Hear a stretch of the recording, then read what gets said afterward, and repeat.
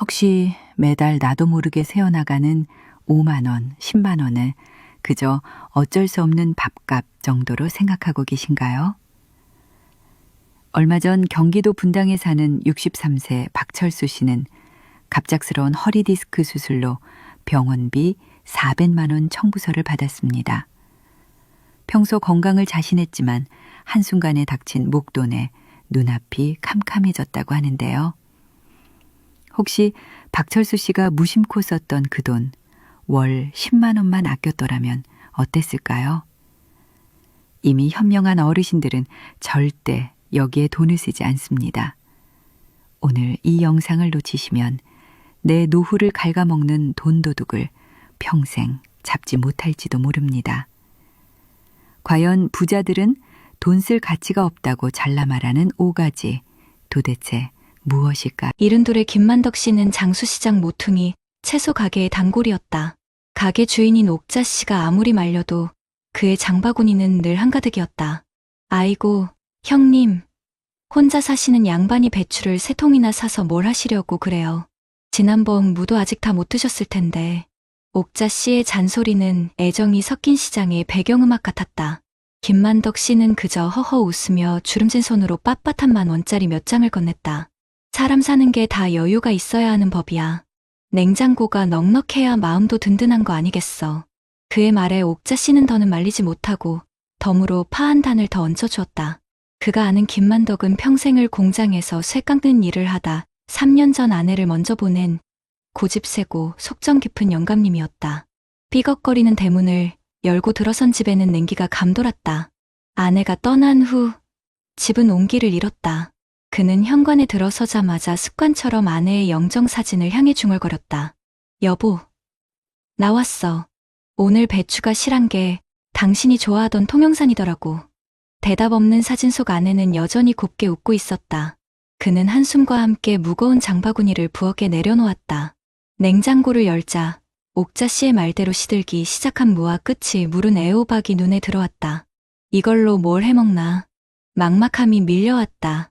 혼자 먹는 밥은 늘 차리기 귀찮고 맛도 없었다. 결국 그는 배추를 신문지에 싸 냉장고 한편에 밀어놓고는 며칠 전 먹다 남은 식은 밥에 물을 말아 김치 한 조각으로 끼니를 때웠다. 어차피 이 많은 배추도 반은 물러서 버리게 될 것을 그는 이미 알고 있었다.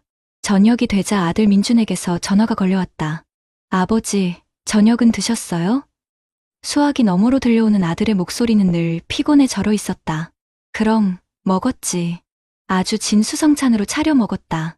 너야말로 바쁜데 끼니 거르지 말고. 거짓말이었다. 늘 그랬듯 아들에게 짐이 되고 싶지 않은 아버지의 첫 번째 거짓말.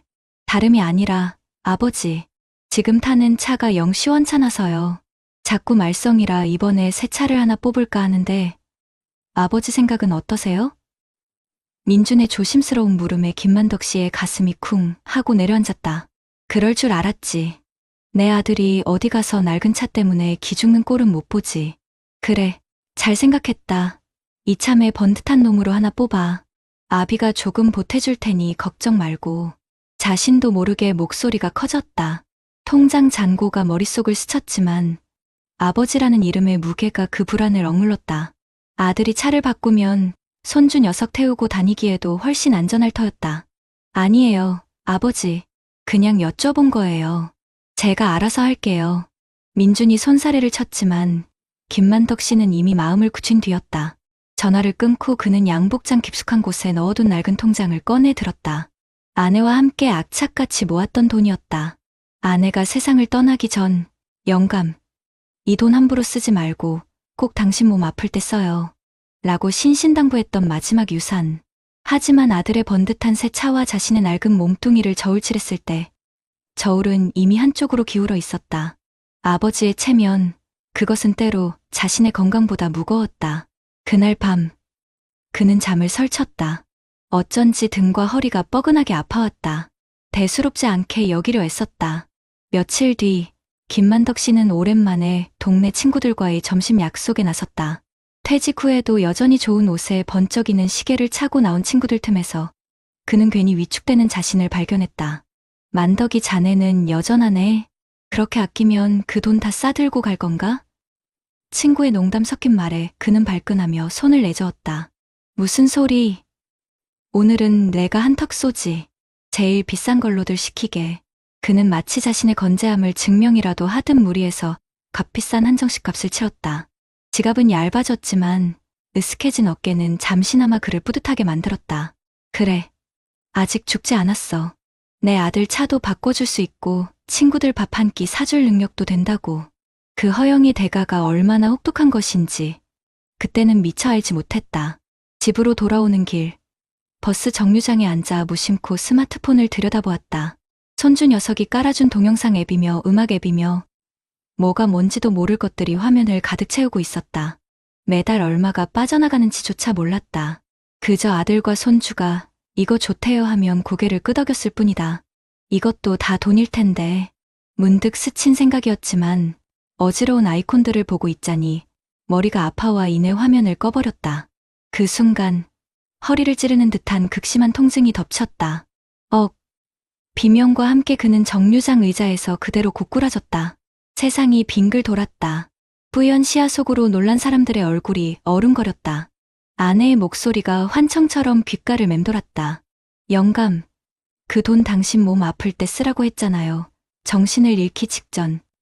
그가 마지막으로 떠올린 것은 아들의 얼굴도 아내의 얼굴도 아닌 텅 비어갈 자신의 통장 잔고였다. 병원에 실려온 김만덕 씨의 병명은 급성 허리 디스크 파열이었다. 당장 수술하지 않으면 하반신에 마비가 올 수도 있다는 의사의 말은 청천벽력과도 같았다. 정신을 차린 그의 곁을 아들 민준이 하얗게 질린 얼굴로 지키고 있었다. 아버지, 괜찮으세요? 대체 어떻게 된 거예요? 민준의 목소리가 가늘게 떨리고 있었다. 김만덕 씨는 아들을 안심시키려 애써 입꼬리를 올렸지만 입술이 파르르 떨려와 말을 잇지 못했다. 그때 간호사가 다가와 수술 동의서와 함께 예상 병원비가 적힌 안내문을 내밀었다. 400만 원. 종이 위에 박힌 숫자가 눈앞에서 아른거렸다. 심장이 철렁 내려앉았다. 아들의 새 차값을 보태주려던 돈, 친구들 앞에서 체면을 차리느라 썼던 돈, 무심코 사들였던 대용량 식재료, 정체도 모르고 매달 빠져나가던 구독료. 그 모든 것들이 날카로운 파편이 되어 그의 심장을 후벼 파는 듯했다. 민주는 아버지를 수술실로 들여보내고 망연자실 복도 의자에 앉아 있었다. 아버지의 옷가지를 챙기러 잠시 집에 들렀을 때 그는 모든 것을 알게 되었다. 텅 비다시피 한 냉장고 안에는 물러터진 배추와 시든 채소들이 어지럽게 널려 있었다. 식탁 위에는 그가 알지도 못하는 유료 채널의 고지서가 놓여 있었고 안방 서랍장에서는 아버지가 최근 값비싼 양복을 할부로 구매한 영수증이 나왔다. 그리고 결정적으로 그는 아버지의 낡은 통장을 발견하고야 말았다. 아내가 남긴 마지막 유산이라며 무슨 일이 있어도 쓰지 않겠다던 그 통장이었다. 페이지를 넘길수록 그의 손이 부들부들 떨렸다. 아들 승용차 구입 경료금, 손주 대학 입학 축하금 삐뚤빼뚤한 글씨로 적힌 출금 내역들, 그리고 마지막 장에 남은 잔액은 고작해야 수술비의 절반도 되지 않는 액수였다. 아버지는 그 돈을 모아 자신의 차를 사주려 했던 것이다. 자신은 그런 아버지의 속도 모르고 철없이 새 차 타령이나 하고 있었다. 민주는 통장을 쥔 채 그 자리에 주저앉아 소리 없이 오열했다. 아버지의 고집과 허세는 실은 아들에게 짐이 되지 않으려는 마지막 자존심이자 초라해진 자신을 감추기 위한 슬픈 몸부림이었다. 매달 나도 모르게 새어나가는 몇만 원, 친구들 앞에서 떳떳하고 싶어 썼던 몇십만 원. 그 돈들이 모여 아버지의 수술비를, 아버지의 생명을 갉아먹고 있었던 것이다. 수술을 마치고 마취해서 깨어난 김만덕 씨의 눈에 퉁퉁 부은 아들의 얼굴이 들어왔다. 민주는 아무 말 없이 낡은 통장을 아버지의 눈앞에 내밀었다. 김만덕 씨는 차마 고개를 들지 못했다. 평생을 떳떳하게 살아왔다 자부했는데 가장 사랑하는 아들 앞에서 가장 부끄러운 모습을 보이고 말았다. 아들의 원망 섞인 눈초리를 마주할 자신이 없었다. 죄송해요, 아버지. 제가 다 잘못했어요. 예상을 뒤엎은 것은 아들의 목소리였다. 민주는 아버지의 거친 손을 잡고 뜨거운 눈물을 뚝뚝 흘렸다. 제가 좀 더 자주 찾아뵙고 아버지 힘드신 거 헤아렸어야 했는데 아버지 혼자 이런 짐을 지게 해드려서 정말 죄송해요. 그제야 김만덕 씨는 참았던 눈물을 터뜨렸다. 주름진 얼굴 위로 뜨거운 회한의 눈물이 하염없이 흘러내렸다. 그는 목이 맨 소리로 그러나 분명하게 아들에게 말했다. 아들아, 아비 노릇 한번 제대로 해보는 게 마지막 소원이었다. 내 앞에 쪼그라든 모습 보이기 싫어서 남들처럼 번듯한 애비가 되고 싶어서 그랬다. 근데 그 아비 노릇이라는 게 그게 그렇게 비싼 건 줄은 미처 몰랐다. 그것은 변명이 아닌 한평생 자식만을 위해 살아온 늙은 아버지의 뒤늦은 고백이었다. 그 어떤 명품 시계나 비싼 양복으로도 채울 수 없는 아버지라는 이름의 진짜 품격이 무엇인지 깨닫는 순간이었다. 부자처럼 보이는 것과 진짜 부자가 되는 것은 완전히 다른 문제였다. 진짜 부자는 돈을 지키는 사람이지 보여주기 위해 쓰는 사람이 아니라는 것을 그는 뼈아픈 대가를 치르고서야 알게 된 것이다. 퇴원 후 부자의 풍경은 완전히 달라졌다. 민주는 주말마다 아버지를 찾아와 냉장고를 채웠다. 예전처럼 무작정 많이 사다 놓는 것이 아니라 일주일치 먹을 만큼만 소분된 식재료와 정갈한 반찬들이었다. 둘은 마주 앉아 나 부끄러워 꺼내지 못했던 속 깊은 이야기를 나누었고 아버지의 스마트폰에 깔린 불필요한 앱들을 함께 정리했다. 민주는 새 차 계획을 접고 아버지의 병원비에 보탰던 돈을 다시 모아 믿을 만한 중고차를 알아보기 시작했다. 어느 맑은 가을날 오후 김만덕 씨는 아들이 끓여준 구수한 된장찌개로 저녁을 먹고 있었다. 화려한 한정식보다 값비싼 외식보다 훨씬 깊은 맛이 났다. 창문 너머로 지는 노을을 바라보던 그가 무심한 척 아들에게 물었다. 오늘 날이 참 좋다. 그렇지 않냐? 민주는 밥을 먹다 말고 아버지를 물끄러미 바라보았다. 아버지의 얼굴에 예전에는 볼 수 없었던 평온한 미소가 걸려 있었다. 네. 아버지, 날이 참 좋네요. 그날의 저녁 식탁에서 김만덕 씨는 돈으로 살 수 없는 가장 값진 것을 얻었다. 그것은 줄어들지 않는 통장 잔고가 아니라 서로의 마음을 보듬는 아들과의 따뜻한 시간이었다. 그는 비로소 깨달았다. 노후를 갉아먹는 진짜 돈 도둑은 밖이 아니라 자신의 마음속에 있었던 체면과 외로움이라는 것을. 그리고 그 도둑을 잡는 유일한 방법은 사랑하는 사람과 진심을 나누는 것뿐이라는 것을 말이다. 여러분 어떠시나요? 위의 사례는 정말 비참하고 서글픈 인생 아닌가요? 하지만 지금부터 소개해드리는 사례는 정반대의 선택으로 행복한 노후를 보내고 있는 분을 소개해드리겠습니다. 74세 박영수 씨에게 아침은 늘 정해진 규칙대로 시작되었다. 동이 트기 전 일어나 정갈하게 세수를 마치고 관악산 둘레길을 1시간 남짓 걷는 것이 그의 첫 번째 일과였다. 평생을 교단에서 아이들을 가르치다 교감으로 정년퇴직한 그는 흐트러짐 없는 생활이 몸에 밴 사람이었다. 3년 전 아내를 먼저 떠나보낸 빈자리는 여전히 컸지만 그는 슬픔에 잠겨있기보다 아내가 살아생전 늘 강조하던 스스로를 돌보는 삶을 실천하려 애썼다. 그의 집은 혼자 사는 노인의 집이라고는 믿기지 않을 만큼 정갈했다. 베란다 텃밭에는 상추와 깨잎이 파릇파릇 자라고 있었고 냉장고에는 이틀치 먹을 만큼의 식재료가 종류별로 소분되어 가지런히 정리되어 있었다. 그는 매달 초가 되면 어김없이 지난달의 지출을 가계부 앱에 정리했다. 월 280만 원의 공무원 연금은 풍족하진 않았지만 그의 계획적인 씀씀이 안에서는 부족함이 없는 액수였다. 그는 돈을 관리하는 것이지 돈에 휘둘리지 않는 법을 평생에 걸쳐 터득한 사람이었다. 그러던 어느 주말 오후 딸 지혜가 손주를 데리고 집으로 찾아왔다. 아버지, 점심은 드셨어요? 살갑게 묻는 딸의 얼굴에 어딘지 모를 그늘이 서려 있는 것을 노련한 아버지의 눈은 놓치지 않았다. 과일을 깎아내오자 지혜는 한참을 머뭇거리다 어렵게 입을 열었다. 아버지, 다름이 아니라 저희가 지금 사는 집이 너무 좁아서요. 민수가 내년에 초등학교 들어가는데 좀 더 나은 교육 환경으로 이사를 갈까 해요. 그런데 아시다시피 요즘 집값이 만만치가 않아서 저희 힘만으로는 대출을 받아도 턱없이 부족하네요. 딸의 목소리 끝이 미세하게 떨렸다. 그 마음을 어찌 모를까. 자식의 미래를 위해 조금이라도 더 좋은 것을 해주고 싶은 부모의 마음을. 김만덕 씨였다면 당장 통장을 내어주며 아비가 힘이 되어주겠다고 큰 소리쳤을지도 모른다. 하지만 박영수 씨는 달랐다. 그는 잠시 찻잔을 내려놓고 딸의 눈을 올곧게 마주보았다. 그의 시선은 꾸짖는 것이 아니라 깊은 연민과 이해를 담고 있었다. 지혜야, 내 마음은 충분히 이해한다. 하지만 아비가 너희에게 물려줄 수 있는 가장 큰 유산은 돈이 아니라고 생각한다.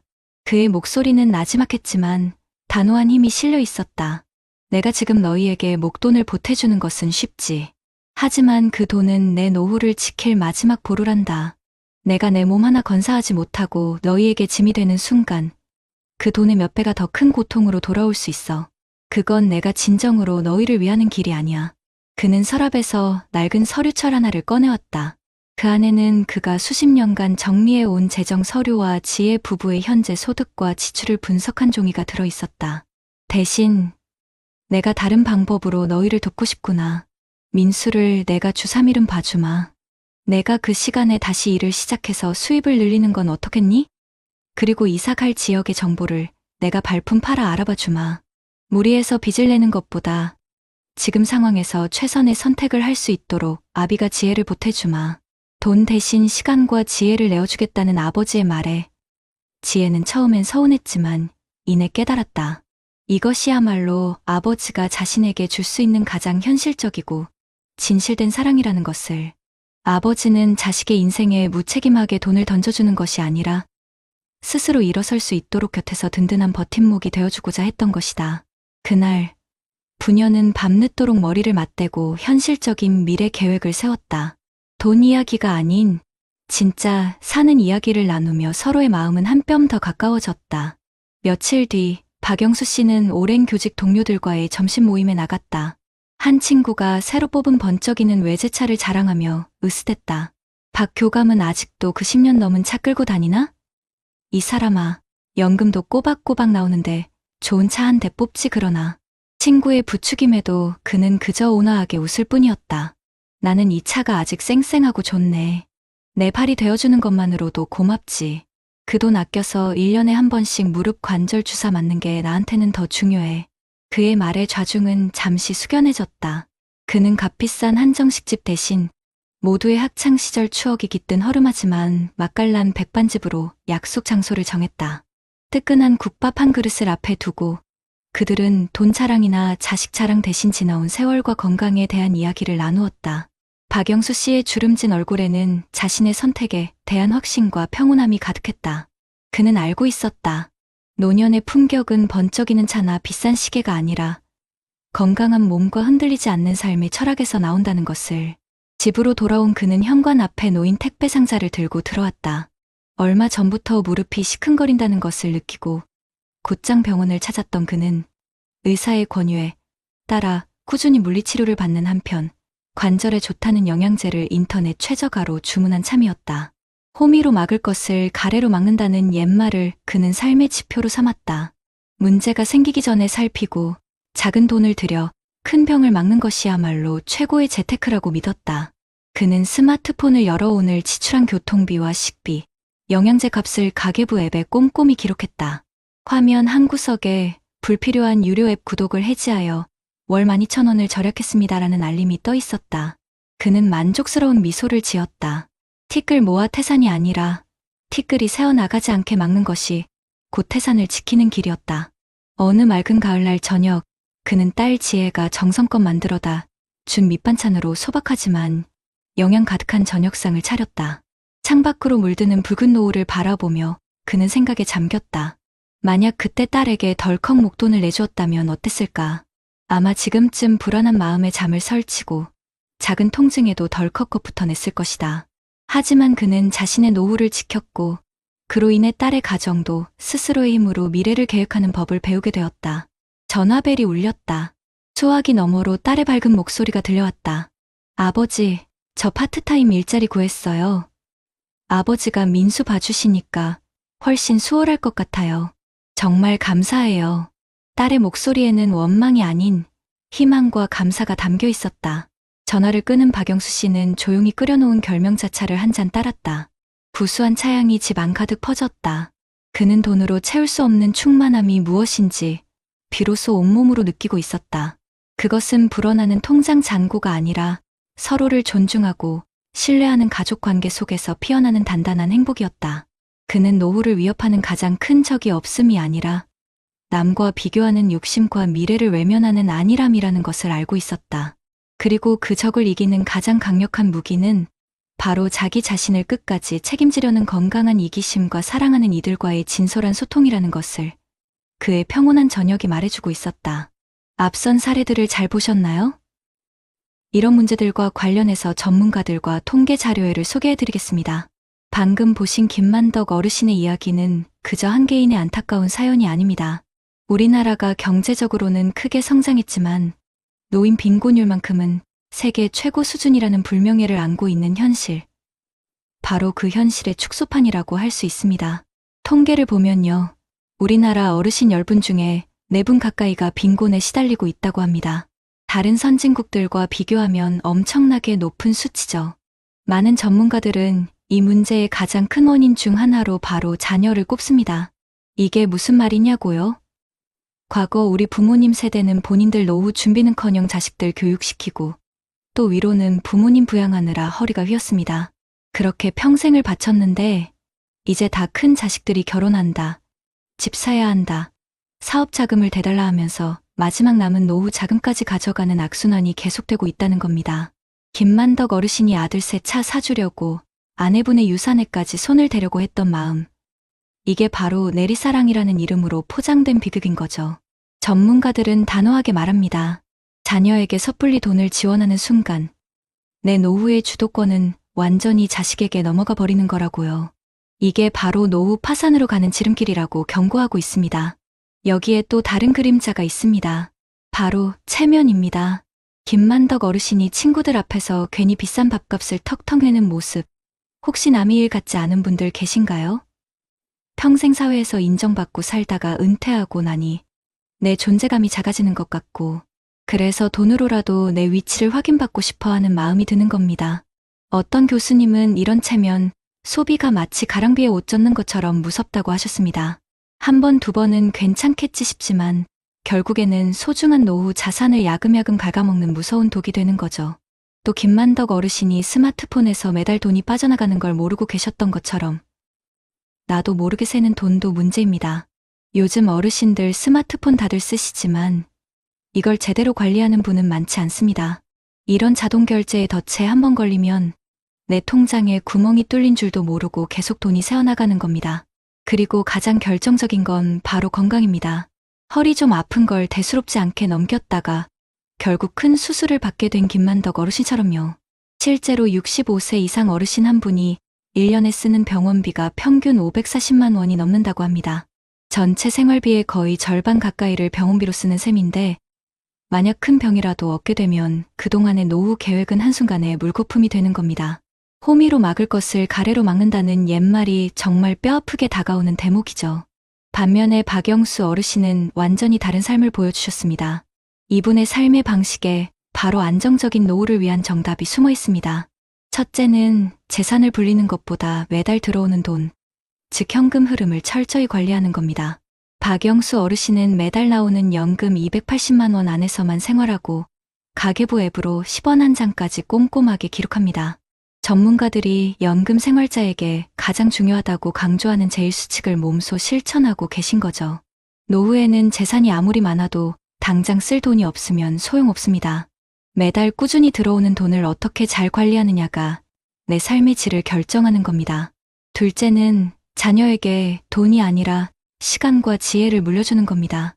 딸이 이사 자금을 부탁했을 때 단호하게 선을 긋는 대신 손주를 돌봐주면서 딸이 마음 편히 일할 수 있게 돕고 직접 발품 팔아 좋은 정보를 알려주는 모습 보셨죠? 이게 바로 요즘 시대의 가장 이상적인 부모와 자식의 관계입니다. 무턱대고 돈으로만 도와주는 건 오히려 자식의 자립심을 망치고 내 노후까지 위협하는 독이 든 성배와 같다고 전문가들은 말합니다. 대신 이렇게 시간과 지혜로 돕는 것이야말로 부모와 자식 모두에게 이로운 최고의 방법인 거죠. 마지막으로 건강관리를 최고의 재테크로 삼는 겁니다. 박영수 어르신은 무릎이 조금만 아파도 바로 병원에 가고 영양제도 인터넷으로 가장 싼 곳을 찾아내 꼬박꼬박 챙겨 드십니다. 이렇게 건강할 때 건강을 지키는 작은 투자가 나중에 들어갈 수백, 수천만 원의 수술비와 간병비를 막아준다는 걸 너무나 잘 알고 계신 겁니다. 김만덕 어르신과 박영수 어르신 두 분의 삶은 우리에게 노후의 진짜 품격이 무엇인지 똑똑히 보여주고 있습니다. 우리의 통장은 자식에 대한 끝없는 책임감, 남의 시선을 의식하는 체면, 그리고 내 건강에 대한 무관심이라는 보이지 않는 도둑들에게 매일같이 위협받고 있습니다. 저희 채널은 바로 이 점을 시청자분들께 꼭 꼭 말씀드리고 싶습니다. 노후의 진짜 부자는요, 남들에게 보여주기 위해 돈을 쓰는 사람이 아닙니다. 내 삶을 마지막까지 온전히 책임지기 위해 돈을 아끼고 지키는 사람입니다. 그리고 자녀에게 물려줄 최고의 유산은 돈이 아니라 짐이 되지 않는 건강한 부모, 바로 나 자신이라는 사실을 꼭 기억하셨으면 좋겠습니다. 그렇다면 앞선 사례들을 해결할 수 있는 방법은 무엇이 있을까요? 사실 김만덕 어르신이나 박영수 어르신의 이야기는 단순히 두 분의 선택이 아니라 오늘을 살아가는 우리 대한민국의 모든 어르신들이 마주한 현실적인 문제와 아주 깊이 연결되어 있습니다. 그래서 정부와 또 각 지역의 시청이나 군청, 동네 주민센터에서는 이런 문제들을 해결하고 우리 어르신들이 편안한 노후를 보내실 수 있도록 여러 가지 정책들을 만들어서 시행하고 있습니다. 먼저 우리 김만덕 어르신이 아들 차를 덜컥 사주거나 친구들 앞에서 괜히 무리해서 돈을 썼던 문제, 이른바 자녀 리스크나 체면 소비라고 하죠. 이 문제의 근본적인 원인을 들여다보면요, 결국 불안정한 노후 소득 때문에 마음이 불안하고 또 사회에서 내 역할이 없어진 것 같은 그런 위축감에서 비롯되는 경우가 많습니다. 박영수 어르신처럼 매달 꼬박꼬박 들어오는 돈이 있어서 마음이 든든하면 사실 그렇게 무리할 필요가 없는 거거든요. 그래서 나라에서는 이런 부분들을 도와드리기 위해서 여러 가지 제도를 두고 있습니다. 가장 대표적인 게 바로 기초연금입니다. 이건 만 65세가 넘으신 어르신들 중에서 소득이 하위 70%에 해당되시는 분들께 나라에서 매달 일정한 생활비를 드리는 건데요. 2025년 기준으로 한 달에 최대 34만 4천 원까지 받으실 수 있습니다. 이게 어떻게 보면 자식들한테 아쉬운 소리 안 하고 최소한의 생활과 품위를 지킬 수 있는 아주 중요한 사회적인 안전망인 셈이죠. 그리고 또 노인 일자리 사업도 아주 중요합니다. 이건 단순히 돈을 버는 걸 넘어서요, 어르신들이 계속해서 사회에 참여하고 활동하시면서 삶의 활력도 되찾고 나도 아직 쓸모 있는 사람이다라는 성취감을 느끼게 해주는 아주 좋은 기회입니다. 동네 환경을 돌보는 공익활동형이나 다른 분들을 돕는 사회 서비스형 같은 일자리에 참여하시면요, 정기적인 소득이 생기는 건 물론이고 어딘가에 소속되어 있다는 안정감도 느끼실 수 있습니다. 이런 안정감이 생기면 남들한테 보여주기 위해서 체면 때문에 억지로 돈을 쓰는 일이 자연스럽게 줄어들게 됩니다. 실제로 자산관리 전문가들이 하나같이 하는 얘기가 있습니다. 노후에는 내가 가진 재산의 전체 크기보다도 매달 꾸준하게 현금이 들어오는 것, 그러니까 연금 같은 소득이 삶의 질을 결정한다고 말이죠. 기초연금이나 노인 일자리에서 받는 소득이 바로 박영수 어르신처럼 한 달 예산을 딱 정해놓고 그 안에서 계획적으로 생활하는 건강한 소비 습관의 첫걸음이 될 수 있다는 겁니다. 또 어떤 노년학 전문가들은 이런 말도 합니다. 자녀에게 덜컥 큰 돈을 지원해주는 순간 내 노후의 재정적인 주도권을 자식에게 넘겨주는 것과 같다고요.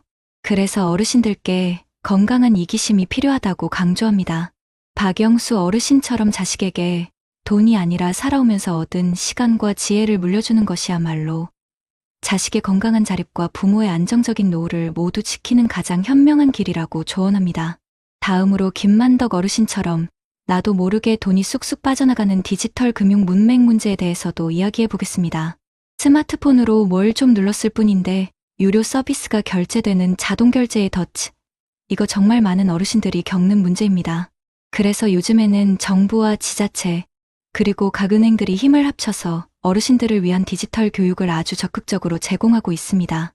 대표적인 것이 바로 과학기술정보통신부에서 운영하는 디지털 배움터라는 곳입니다. 전국의 주민센터나 복지관처럼 집에서 가까운 곳에서 스마트폰 기초 사용법부터 시작해서 모바일 뱅킹이나 가게에 있는 키오스크 사용법까지 전부 무료로 배우실 수 있습니다. 심지어 찾아가는 버스를 운영해서 정보 소외 지역에 계신 어르신들까지 직접 찾아가서 알려드리기도 합니다. 또 금융감독원이나 각 은행에서도 우리 시니어들을 대상으로 보이스피싱 예방법이나 내가 잊고 있던 내 숨은 금융자산 찾는 법, 그리고 스마트 뱅킹을 안전하게 이용하는 방법처럼 실생활에 피가 되고 살이 되는 금융 지식 교육을 정기적으로 하고 있습니다. IT 교육 전문가들 말에 따르면 우리 어르신들께는 어려운 용어 써가면서 한 번에 알려드리는 것보다 옆에서 차근차근 반복적으로 그리고 1대1로 맞춤형으로 알려드리는 게 가장 효과가 좋다고 합니다. 그러니까 디지털 배움터 같은 현장 교육에 꼭 한번 참여해보세요. 모르는 게 있으면 바로 그 자리에서 손들고 물어보고 또 내 손으로 직접 스마트폰을 조작해보는 경험이 디지털 금융에 대한 막연한 두려움을 없애고 자신감을 키워주는 최고의 방법입니다. 마지막으로 의료비 폭탄을 막는 방법에 대해서도 알아보겠습니다. 김만덕 어르신이 허리 통증을 그냥 참고 지내시다가 결국 큰 수술을 받게 된 것처럼 호미로 막을 것을 가래로 막는 경우가 노년에는 정말 많습니다. 박영수 어르신처럼 건강할 때 미리미리 건강을 챙기는 예방적 건강관리가 사실은 최고의 재테크입니다. 그래서 정부에서도 이런 인식을 널리 알리고 어르신들의 건강을 지켜드리기 위해서 여러 제도를 운영하고 있는데요. 우선 국가건강검진이 있습니다. 2년에 한 번씩 무료나 아주 저렴한 비용으로 기본적인 내 몸 상태를 점검해 볼 수 있는 아주 좋은 기회죠. 특히 만 66세 이상이 되면 인지기능장애나 골다공증처럼 노인성 질환에 대한 검사가 추가되기 때문에 큰 병을 조기에 발견하고 관리하는데 정말 큰 도움이 됩니다.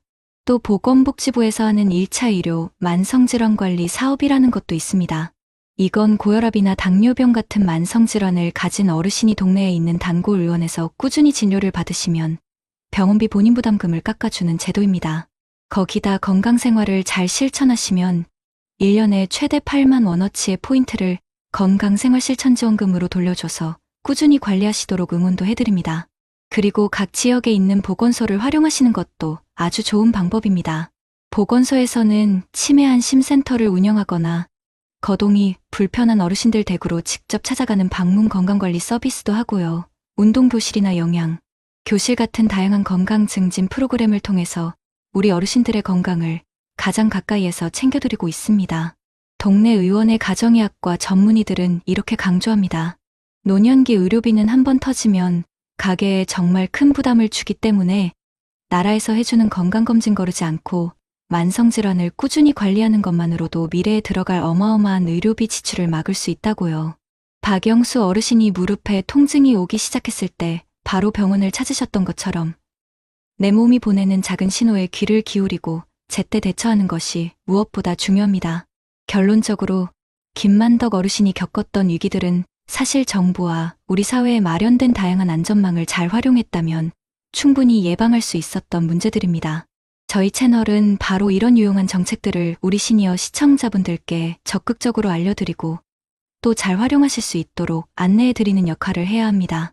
이를 통해서 저희 채널을 보시는 모든 분들이 남들에게 보여주기 위한 보여주는 부자가 아니라 박영수 어르신처럼 자기 삶을 끝까지 책임지는 진짜 백이 지키는 부자로서 건강하고 품위 있는 노후를 만들어 가실 수 있도록 돕는 것, 이것이 바로 저희의 가장 중요한 목표가 되어야 할 것입니다. 깊게 팬주름은 지나온 세월의 훈장이요. 거칠어진 손은 한평생 지켜낸 삶의 증표입니다. 그 고귀한 시간 위에 우리는 지금 어떤 이야기를 쓰고 있습니까? 오늘 우리는 두 분 어르신의 노후 이야기를 들여다보았습니다.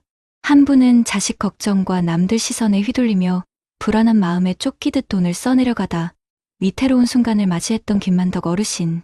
그리고 또 다른 한 분은 매달 들어오는 작은 연금을 든든한 울타리 삼아 계획하고 아끼며 자신의 삶을 단단하게 지켜낸 박영수 어르신입니다.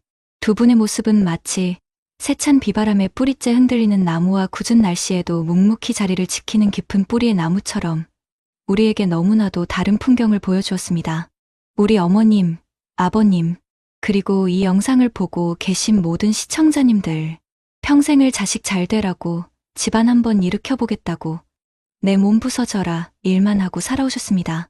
정작 당신을 위해서는 제대로 된 옷 한 벌, 따뜻한 밥 한 끼 편히 드시지 못하고 모든 것을 내어주셨지요.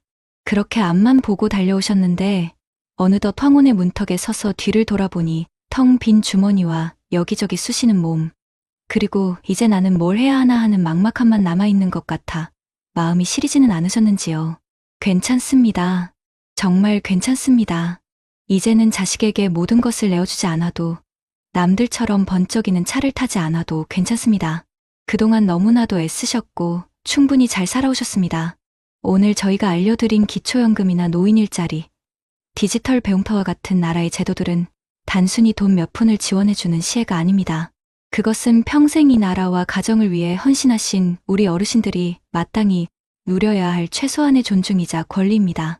내 삶의 마지막까지 누구에게도 아쉬운 소리 하지 않고 내 손으로 내 존엄을 지킬 수 있도록 우리 사회가 마련한 든든한 지팡이인 셈입니다. 김만덕 어르신처럼 남에게 보여주기 위한 삶을 사느라 정작 내 마음의 곳간이 텅 비어가는 것을 외면하지 마십시오. 박영수 어르신처럼 비록 큰 돈은 아니지라도 매달 정해진 예산 안에서 스스로를 돌보고 아픈 곳은 없는지 내 몸의 소리에 귀 기울이며 자식에게는 돈이 아닌 따뜻한 지혜와 사랑을 물려주는 삶의 주인이 되셨으면 좋겠습니다. 그것이 바로 내 노후를, 내 남은 인생을 가장 아름답고 풍요롭게 지켜내는 진짜 부자의 모습일 것입니다. 이제 당신의 인생이라는 책에 마지막 장을 써 내려갈 시간입니다. 그 마지막 장이 후회와 불안으로 얼룩지는 것이 아니라 하루하루의 작은 감사와 잔잔한 행복, 그리고 스스로를 지켜냈다는 단단한 자부심으로 가득 채워지기를 저희가 진심으로 응원하겠습니다. 당신의 남은 인생이 그 어떤 젊은 날보다 가장 눈부시고 따뜻한 황금빛으로 채색되기를 바라며 저희는 언제나 당신의 곁에서 든든한 동반자가 되어드리겠습니다. 오늘도 귀한 시간을 함께 해주셔서 진심으로 고맙습니다. 혹시 밤에 잠 못 들고 이런 걱정 해보신 적 없으신가요? 갑자기 내가 혹은 우리 가족이 아프기라도 하면 병원비는 어떡하나. 월급은 그대로인데 자고 일어나면 오르는 물가에 한숨만 깊어지진 않으신지요? 그런데 혹시 그 소중한 노후 자금을 매달 조용히 종먹고 있는 주범이 주차장에 세워진 그 번쩍이는 새 차일 수 있다는 생각 해보셨습니까? 남들 다 타는 차, 나도 이 정도는 괜찮겠지 하는 그 마음이 10년 뒤 당신의 통장을 완전히 망가뜨릴 수 있다면 믿으시겠어요? 실제로 저희에게 상담 오셨던 분당의 50대 박 부장님처럼 이미 수많은 분들이 자동차 가난의 늪에 빠져 뒤늦게 후회하고 계십니다. 오늘 이 영상을 끝까지 보지 않으시면 당신도 모르는 사이 매달 수십만 원씩 10년간 수천만 원이 공중으로 사라지는 것을 막을 기회를 영원히 놓치게 될지도 모릅니다. 여러분은 혹시 20년 전의 선택 하나가 오늘의 나를 만들었다는 생각을 해보신 적 있으신가요? 스쳐가는 바람처럼 사소했던 그 결정이 오늘의 내 저녁 밥상과 잠 못 드는 밤의 이유가 되었다면 믿으시겠습니까? 여기 한때 분당에서 모두가 부러워하던 박 부장이 있었습니다.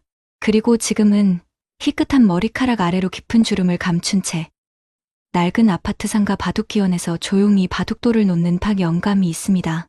그의 맞은편에는 30년 지기 친구 이영감이 앉아 있습니다. 탁, 탁 바둑돌 부딪히는 소리만이 정막을 채우는 오후. 먼저 침묵을 깬 것은 이 영감이었습니다. 자네, 오늘 표정이 영 좋지 않네. 무슨 일 있나? 박 영감은 애써 웃어 보이며 손사래를 쳤습니다. 일은 무슨, 늙으면 다 그렇지. 어제 무리 좀 했더니 어깨가 쑤셔서 그런가. 그의 시선은 바둑판을 향해 있었지만 초점은 흐릿했습니다. 그의 머릿속은 온통 어젯밤 아내와 나눴던 대화로 가득 차 있었습니다. 여보, 다음 달 관리비가 또 올랐대요. 도시가스 요금도 그렇고 당신 연금 나오는 날만 못 빠지게 기다리는데 그것도 나오자마자 카드값으로 다 빠져나가니 남는 게 없네요. 아내의 한숨 섞인 목소리가 귓가에 맴돌았습니다. 이 영감은 그런 친구의 속도 모르고 눈을 쳤습니다. 자네가 20년 전에 그 삐까뻔쩍한 독일차만 안 뽑았어도 지금쯤 어깨에 파스 대신 금딱지 붙이고 다녔을 텐데 내가 그랜저 중고로 사라고 그렇게 뜯어말렸건만. 박 영감의 얼굴이 순간 굳었습니다. 또 그 소리, 그 차 덕에 내가 얼마나 편하게 다녔는데 자식들 데리고 주말마다 전국 팔도 안 가본 데가 없어. 그게 다 추억이지. 추억 좋지. 근데 그 추억 유지비가 월급 반은 잡아먹지 않았나? 기름값에, 보험료에, 고장이라도 나면 수리비는 또 얼마나 깨졌어. 나는 자네 할부금 낼 돈 아껴서 애들 학원 하나 더 보내고 남는 돈으론 주식이라도 한 주 더 샀네. 그게 지금은 손주 녀석 대학 등록금이 됐지. 박 영감은 더 이상 대꾸하지 않았습니다. 바둑돌을 쥔 손에 힘이 들어갔습니다. 사실이었기 때문입니다. 20년 전 같은 회사 부장과 과장이었던 시절 박 부장은 모두의 부러움을 사며 최신형 독일 세단을 할부로 구매했습니다. 남들 다 타는데 나도 이 정도는 괜찮겠지. 그 생각은 달콤한 독약과도 같았습니다. 매달 통장을 스쳐 지나가는 월급, 그중 100만 원이 넘는 돈이 고스란히 자동차 할부금과 유지비로 사라졌습니다. 처음 몇 년은 좋았습니다. 번쩍이는 차는 그의 자존심이었고 가족의 행복처럼 보였습니다. 하지만 아이들이 커가고 돈 들어갈 곳은 점점 늘어나는데 월급은 제자리 걸음이었습니다. 그 와중에도 자동차세, 보험료, 타이어 교체 비용, 엔진오일 돈 먹는 하마는 멈추지 않았습니다. 반면 당시 이 과장은 3년 된 국산 중고차를 현금으로 샀습니다. 아내는 투덜거렸지만 그는 뚝심 있게 아내를 설득했습니다. 여보, 우리 겉모습에 쓸 돈으로 10년 뒤를 준비합시다. 이 차액만 꾸준히 모아도 우리 노후가 달라져. 그리고 그는 아낀 돈을 쪼개고 쪼개 펀드에 넣고 우량주를 사모았습니다. 그렇게 20년이 흘렀습니다. 박 영감의 손에 남은 것은 낡은 차, 키와 아파트 중도금 대출 서류뿐이었지만 이 영감은 얼마 전 아들과 함께 유럽 여행을 다녀왔다며 환하게 웃었습니다.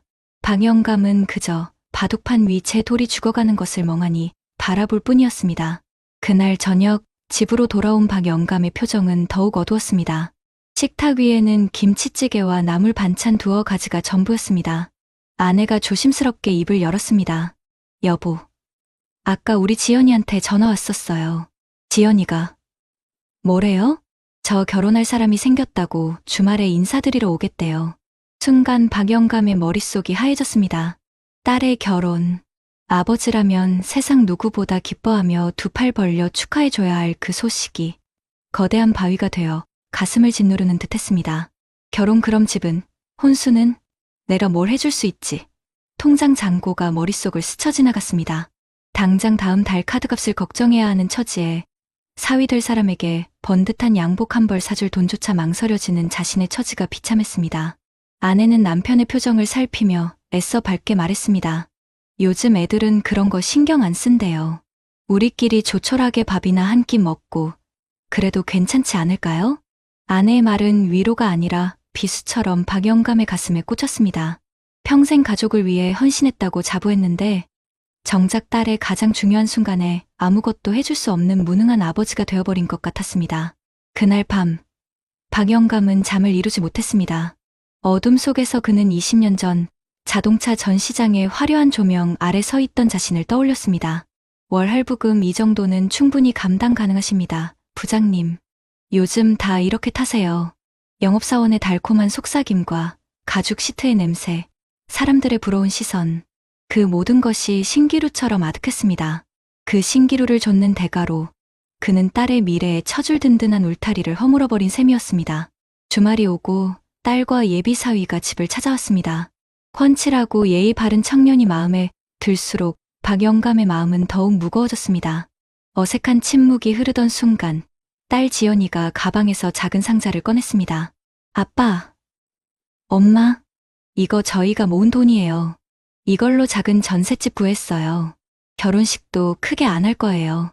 그냥 저희 힘으로 시작하고 싶어서요. 상자 안에는 삐뚤빼뚤한 글씨로 결혼 자금이라 쓰인 낡은 통장이 들어있었습니다. 그 순간 박 영감의 가슴속에서 무언가 툭 하고 끊어졌습니다. 애써 참아왔던 감정이 뜨거운 눈물이 되어 뺨을 타고 흘러내렸습니다. 그는 차마 고개를 들지 못하고 거친 손으로 얼굴을 감쌌습니다. 미안하다 아빠가 미안하다 지연아. 목소리는 형편없이 갈라지고 떨렸습니다. 멋진 아빠가 되어주고 싶었습니다. 남들처럼 번듯한 집 한 채는 못 해줘도 결혼식만큼은 마음 편히 치르게 해주고 싶었습니다. 하지만 현실은 초라하기 짝이 없었습니다. 예비 사위 앞에서 그리고 세상에서 가장 사랑하는 딸 앞에서 그는 한없이 작아졌습니다. 딸은 말없이 다가와 아버지의 등을 토닥였습니다. 아빠, 왜 울어? 괜찮아. 나 정말 괜찮아. 딸의 따뜻한 위로에 박 영감은 끝내 오열하고 말았습니다. 그의 울음 속에는 지난 20년간의 후회와 자책, 그리고 딸에 대한 미안함이 모두 녹아 있었습니다.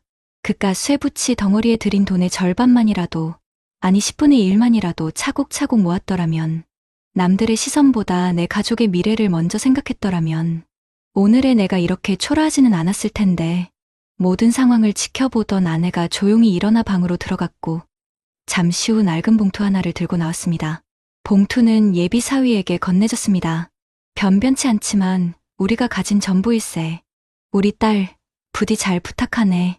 다음 날 박 영감은 이 영감을 찾아갔습니다. 어제의 일을 모두 털어놓은 박 영감의 얼굴에는 더 이상 자존심의 그늘이 없었습니다. 모든 것을 내려놓은 사람의 평온함만이 남아있었습니다. 이야기를 다 들은 이 영감은 말없이 친구의 어깨를 두드리며 말했습니다. 영감, 그깟 차 한 대가 자네 인생을 망친 게 아니야. 괜찮겠지 하는 그 마음이 자네 발목을 잡은 거지. 그래도 아직 안 늦었어. 이제라도 그 마음만 고쳐먹으면 돼. 이 영감은 잠시 망설이다가 품에서 통장 하나를 꺼내 박 영감의 손에 쥐어주었습니다. 이거 자네 딸 결혼 선물이라고 생각하게. 내가 자네한테 빌려주는 게 아니라 내 조카한테 주는 용돈이야. 자네 딸이 내 조카나 마찬가지 아닌가. 박 영감은 차마 받을 수 없다며 손을 내저었지만 이 영감은 단호했습니다. 밖에 자네 자존심 세워주려고 이러는 거 아니야. 30년 친구 사이에 이 정도는 해줘야 나도 마음이 편해. 대신 약속 하나만 하게. 다시는 남들 눈 때문에 자네 가족을 힘들게 하지는 말게.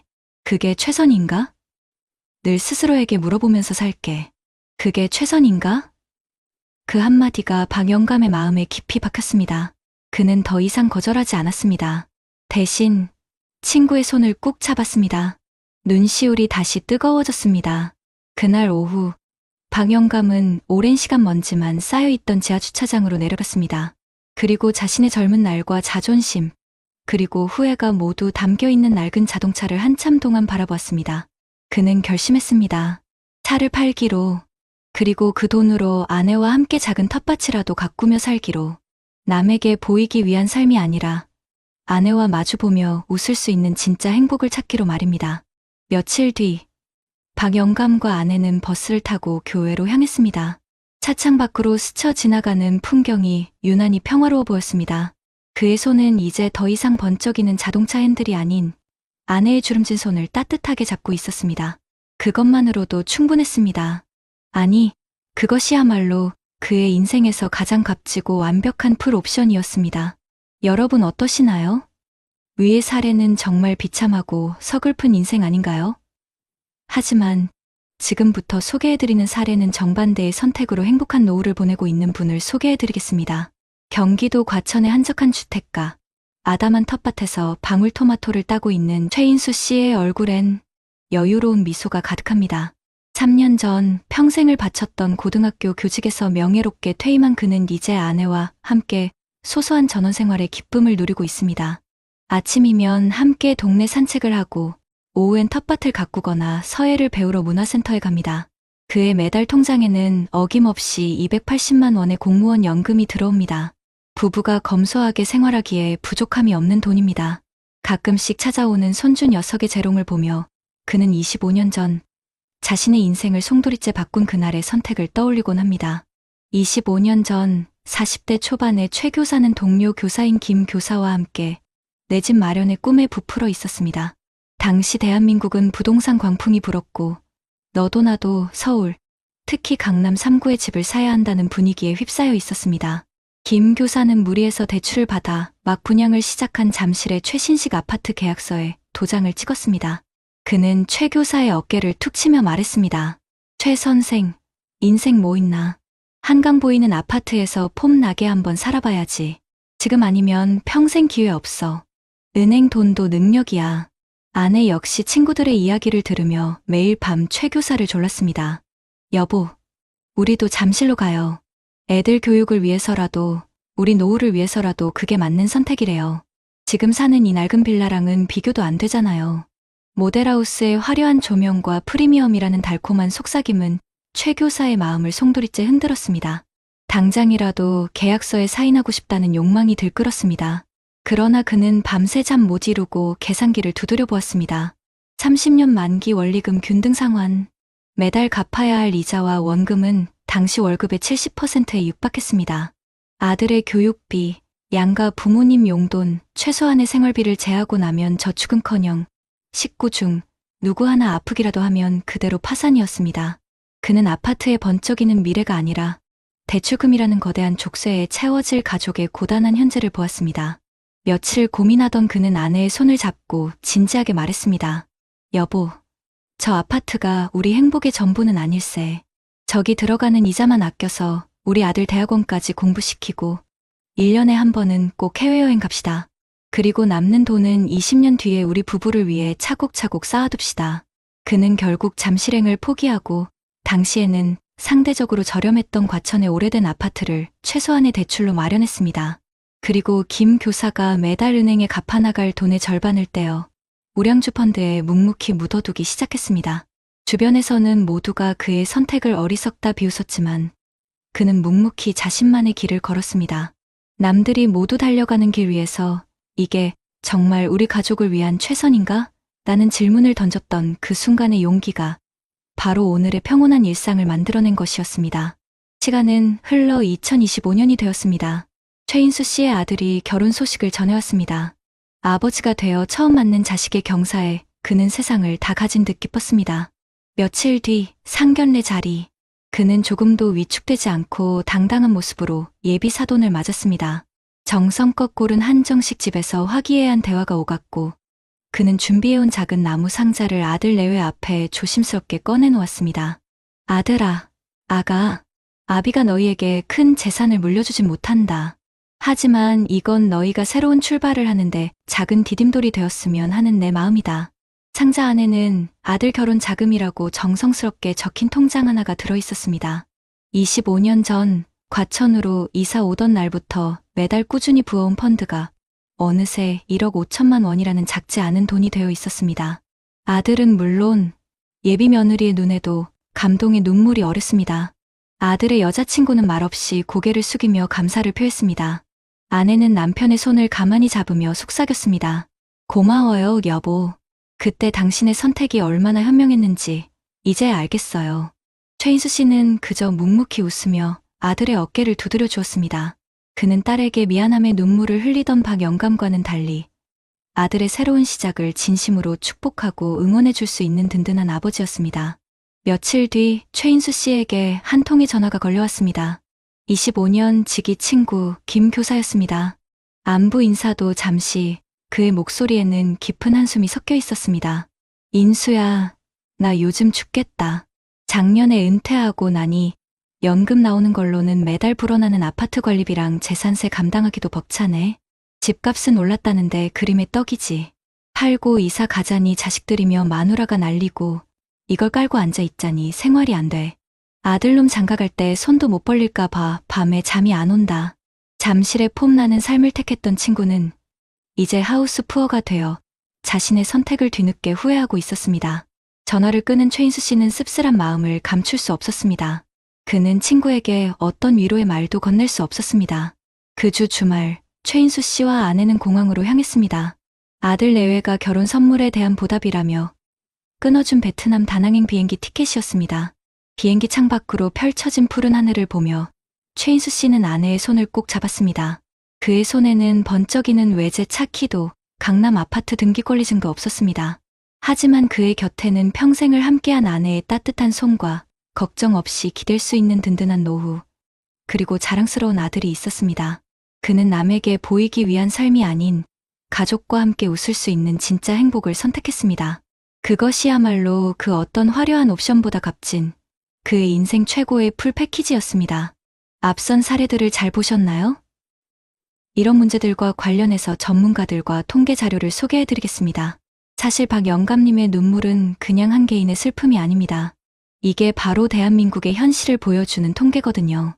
지금 우리나라 65세 이상 노인분들의 상대적 빈곤율이 몇 %인지 아십니까? 무려 38.2%입니다. 경제적으로 어렵다는 나라들 다 모아놓은 OECD 국가 중에서 압도적인 1등이에요. 10분 중에 4분은 1년에 1,879만 원도 채 못 버는 돈으로 살아가고 계시다는 뜻입니다. 정말 가슴 아픈 현실이죠. 전문가들은 이 노후 빈곤의 가장 큰 원인 중 하나로 바로 보여주기식 소비, 그러니까 과시적인 소비 습관과 돈으로 바꿀 수 있는 금융자산이 부족하다는 점을 꼽습니다. 박영감님이 20년 동안 냈던 그 번쩍이는 독일 차 할부금, 기름값, 보험료, 세금 같은 유지비는 그냥 돈만 쓴 게 아닙니다. 그 돈으로 만들 수 있었던 미래, 즉 기회비용을 통째로 날려버린 셈이죠. 만약에 친구분 말대로 한 달에 100만 원씩만 아껴서 20년 동안 연 5%짜리 상품에만 꾸준히 넣었어도 원금만 2억 4천만 원, 이자까지 합치면 4억 원이 넘는 목돈이 생겼을 겁니다. 그 돈이면 따님 결혼은 물론이고 두 분 노후 걱정은 한시름 덜 수 있었을 텐데 말입니다. 그런데 차만 문제일까요? 아닙니다. 집 때문에 속 썩는 분들도 정말 많습니다. 최 교사님 친구인 김 교사님 같은 분들이 바로 하우스푸어의 전형적인 모습이죠. 이것도 통계를 보면요. 우리나라 중년 이상 가구의 재산을 싹 다 들여다보면 그 중에 무려 80%가 부동산, 그러니까 집에 묶여 있다고 합니다. 집값은 올랐다고 하는데 정작 내 손에 줄 수 있는 현금이 없으니 이게 무슨 소용이냐는 한탄이 괜히 나오는 게 아니죠. 김 교사님이 집값은 그림의 떡이라고 하신 말씀이 딱 맞습니다. 퇴직하고 연금 받아서 생활하는데 해마다 꼬박꼬박 오르는 재산세 내고 아파트 관리비 내고 나면 손에 남는 게 없으니 힘드신 겁니다. 분명히 자산은 있는데 현금이 부족해서 생활은 쪼들리고 자식 결혼하는데 손 벌릴까봐 눈치만 보는 상황. 이게 바로 강남에 집 한 채 가진 수많은 김 교사님들의 현실입니다. 금융 전문가들은 한 목소리로 경고합니다. 부동산 자산을 연금처럼 받을 수 있게 바꾸거나 일부라도 팔아서 현금으로 만들지 않으면 아무리 비싼 집에 살아도 노후 생활의 질은 뚝뚝 떨어질 수밖에 없다고 말입니다. 그렇다면 해답은 어디에 있을까요? 바로 최 교사님의 현명한 선택에서 그 실마리를 찾을 수 있습니다. 최 교사님은 무언가 결정하기 전에 스스로에게 딱 한 가지 질문을 던졌다고 합니다. 이게 정말 최선인가? 남들 부러워하는 시선 대신에 우리 가족의 20년 뒤 미래를 선택한 거죠. 집이라는 든든한 부동산 자산을 마련하면서 동시에 매달 꾸준하게 펀드 같은 금융 자산을 함께 키워나갔습니다. 아들 결혼할 때 선뜻 1억 5천만 원을 내어줄 수 있었던 건 단순히 돈을 아껴서가 아닙니다. 바로 자산 배분의 힘을 알고 실천했기 때문이죠. 부동산에 모든 걸 쏟아붓지 않고 필요할 때 바로 꺼내 쓸 수 있는 현금 흐름을 만들어둔 것이 그분의 평온한 노후를 만든 진짜 비결인 셈입니다. 통계적으로도 부동산과 금융자산을 균형 있게 가진 노년 가구의 삶의 만족도가 한쪽에만 치우친 가구보다 훨씬 높게 나타납니다. 결국 행복한 노후는 내가 재산을 얼마나 가졌는가가 아니라 어떻게 관리했는가에 달려있다는 뜻입니다. 그게 최선인가? 라는 친구의 질문을 우리 모두 가슴에 새기고 남의 시선이 아니라 진짜 나의 행복을 위한 똑똑한 선택을 하실 수 있도록 저희 채널이 앞으로 더 좋은 정보로 돕겠습니다. 그렇다면 앞선 사례들을 해결할 수 있는 방법은 무엇이 있을까요? 박영감님이나 김 교사님의 이야기가 단순히 두 분만의 문제일까요? 절대 그렇지 않습니다. 지금 영상을 보고 계시는 우리 시니어님들 중에서도 맞아, 내 얘기네 하시며 무릎을 치는 분들이 분명 계실 겁니다. 자식들 다 키우고 이제 좀 허리 펴고 살만하다 싶었는데 덩그러니 남은 집 한 채가 내 노후를 전부 책임져 주지는 못하는 현실. 또 막상 수중에 현금이 좀 생겨도 이걸 어떻게 해야 할지 막막해서 그저 통장에 넣어두고만 계시는 현실. 이게 바로 오늘날 대한민국 노년층이 겪고 있는 아주 보편적인 어려움입니다. 하지만 너무 걱정하지 마십시오. 우리가 몰라서 그렇지 찾아보면 길이 다 있습니다. 나라에서 그리고 우리가 사는 이 지역 사회에서 이런 우리들의 어려움을 해결해주기 위해 이미 다양한 제도들을 마련해두고 있거든요. 오늘은 바로 그 이야기를 좀 해드리려고 합니다. 우선 김 교사님처럼 평생 모은 자산이 전부 집에만 묶여 있어서 그림의 떡처럼 느껴지시는 분들, 이런 분들을 우리가 하우스푸어라고 부르지 않습니까? 매달 꼬박꼬박 나가는 건강보험료나 재산세는 부담스러운데 당장 손에 쥔 현금은 부족해서 생활이 팍팍하게 느껴지시는 분들께는 주택연금이라는 아주 좋은 해결책이 있습니다. 영모기지론이라고도 불리는데요. 말이 조금 어려울 수 있지만 아주 간단한 원리입니다. 내가 지금 살고 있는 이 집을 담보로 맡기고 이걸 담보로 해서 매달 꼬박꼬박 연금을 받는 겁니다. 그것도 내가 세상을 떠날 때까지 평생 받을 수 있습니다. 국가가 보증하는 아주 안전한 금융상품인 셈이죠. 자격 조건도 그렇게 까다롭지 않습니다. 부부 두 분 중에 한 분이라도 나이가 만 55세 이상이시고 두 분이 가진 주택 가격을 모두 합쳐서 공시가격 기준으로 12억 원만 넘지 않으면 신청하실 수 있습니다. 이 주택연금의 가장 큰 장점은 뭐니 해도 내가 평생 살아온 정든 내 집에서 계속 살 수 있다는 점입니다. 이사 갈 걱정 없이 내 집에서 편안하게 살면서 매달 통장에 따박따박 돈이 들어오니 얼마나 마음이 편안하겠습니까? 이렇게 평생 연금을 받다가 부부가 모두 세상을 떠나게 되면 그때 가서 주택금융공사가 집을 처분해서 그동안 지급했던 연금과 이자를 한 번에 정산하는 방식입니다. 여기서 또 중요한 점이 있습니다. 집을 팔아서 연금을 갚고도 돈이 남으면 그건 당연히 우리 자녀들에게 상속이 되고요. 혹시라도 집값이 떨어져서 연금 받은 것보다 돈이 모자라더라도 자녀들에게 추가로 돈을 내라고 요구하지 않습니다. 부족한 부분은 국가가 책임지는 구조니까 자식들한테 빚을 물려줄까봐 걱정할 필요가 전혀 없는 겁니다. 우리 김 교사님처럼 집값은 그림의 떡이라며 생활고를 겪는 상황에서 이 주택연금이야말로 묶여있는 자산을 현금으로 바꿔서 숨통을 틔워주는 정말 실질적인 대안이 될 수 있습니다. 각종 세금이나 관리비 부담도 덜고 자녀들에게 아쉬운 소리 하지 않고도 품위 있는 노후를 보낼 수 있게 되는 것이죠. 많은 금융 전문가들이 항상 지적하는 것이 바로 이 부분입니다. 우리나라 노년층은 자산의 대부분이 부동산에 쏠려 있어서 위험하다고요. 주택연금은 바로 이 묶인 자산을 흐르는 현금으로 바꿔서 삶의 질을 눈에 띄게 개선할 수 있는 가장 현실적이고 안정적인 정책이라고 입을 모아 이야기합니다. 이제는 자녀에게 무조건 집을 물려줘야 한다는 부담감에서 조금 벗어나서 내 노후를 내가 주도적으로 책임지는 현명한 선택을 고민해봐야 할 때입니다. 다음으로 우리 박 영감님 사례를 한번 볼까요? 당장 눈앞에 좋은 차 때문에 노후 준비의 기회를 놓치고 막상 여윳돈이 생겨도 투자는 무서워서 아무것도 못하는 이런 금융 문맹 상태. 이것도 정말 심각한 문제입니다. 하지만 이건 역시 혼자서 끙끙 앓을 필요가 없습니다. 정부와 각 지방자치단체에서 우리 시니어들을 위해 체계적인 금융교육과 상담 서비스를 이미 많이 제공하고 있거든요. 가장 대표적인 것이 바로 국민연금공단에서 운영하는 노후준비 서비스입니다. 이건 전 국민 누구나 무료로 이용할 수 있는 아주 좋은 제도입니다. 가까운 국민연금공단 지사에 찾아가기만 하면 재무 전문가가 내 현재 재무 상태를 아주 꼼꼼하게 진단해주고 국민연금뿐만 아니라 퇴직연금, 개인연금까지 다 합쳐서 종합적인 은퇴 설계 컨설팅을 해줍니다. 박 영감님이 친구 조언대로 차를 팔고 남은 월 100만 원을 어떻게 해야 할지 몰라서 막막해했을 때 바로 이곳을 가장 먼저 찾아갔어야 하는 겁니다. 전문가와 얼굴을 마주하고 상담을 받다 보면 막연했던 불안감이 사라지고 구체적으로 무엇을 해야 할지 실천 계획을 세울 수 있게 되는 것이죠. 꼭 국민연금공단이 아니더라도 방법은 또 있습니다. 서울시의 50플러스 재단 같은 곳이나 각 지역마다 있는 인생임모 작지원센터 같은 곳에서도 우리 중장년층을 위한 다양한 교육을 많이 하는데요. 그 안에는 금융이나 자산관리 교육 프로그램이 필수적으로 들어있습니다.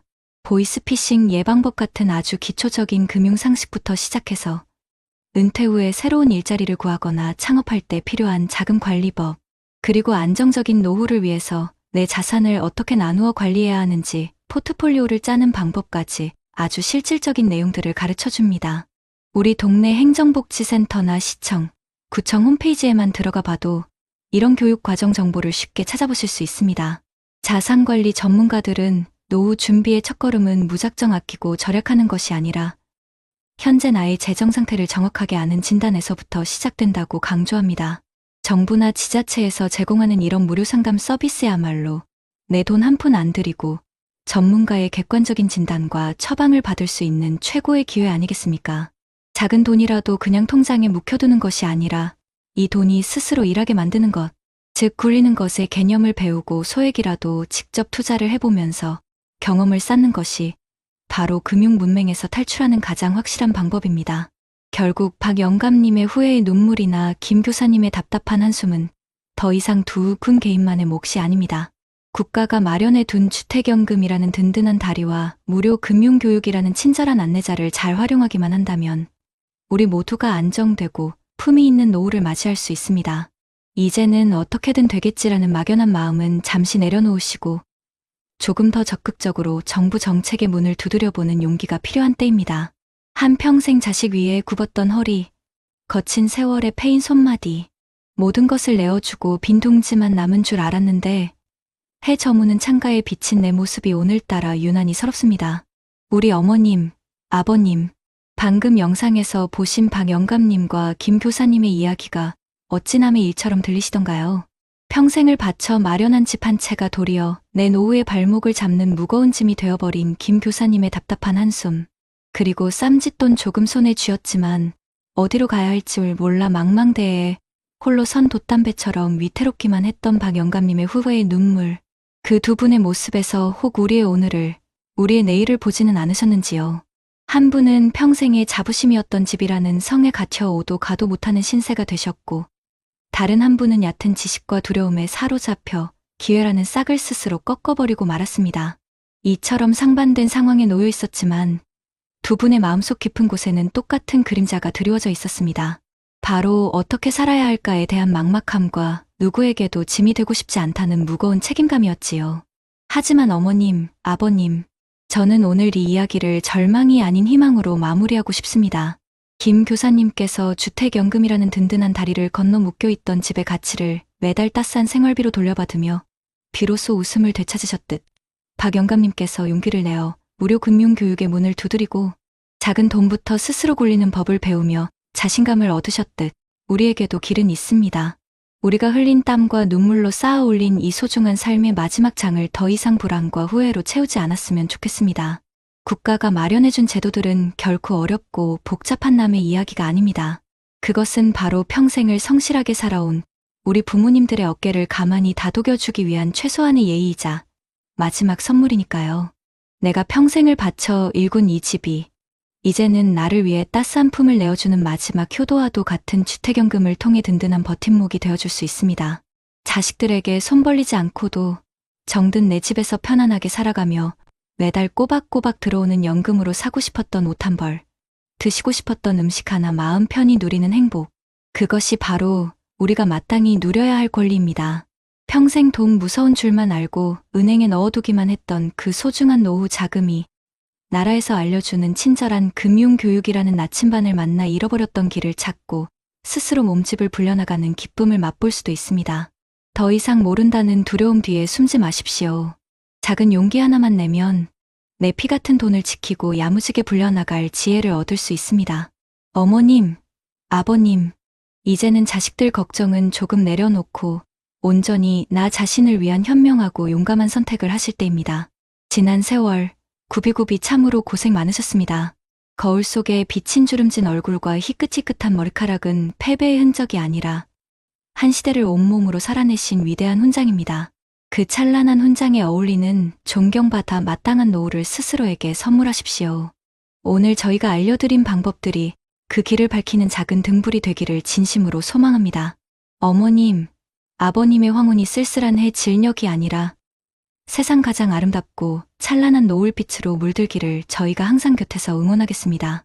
부디 오늘보다 내일 더 행복하십시오. 진심으로 사랑하고 존경합니다. 얼마 전 경기도에 사는 한 50대 가장이 고등학생 아들이 친구와 나누는 통화를 듣고 가슴이 철렁 내려앉았다고 합니다. 행복이 뭐냐는 질문에 1초의 망설임도 없이 그냥 통장에 돈 5억 있는 거 라고 답했다는 겁니다. 자식에게 가난을 물려주지 않으려고 밤낮 없이 희생한 우리의 세월이 결국 아이들에게 이런 가치관을 심어준 걸까요? 만약 이 문제를 그냥 방치하신다면 10년 뒤 자녀와의 관계는 물론 우리의 노후까지 송두리째 흔들릴 수 있습니다.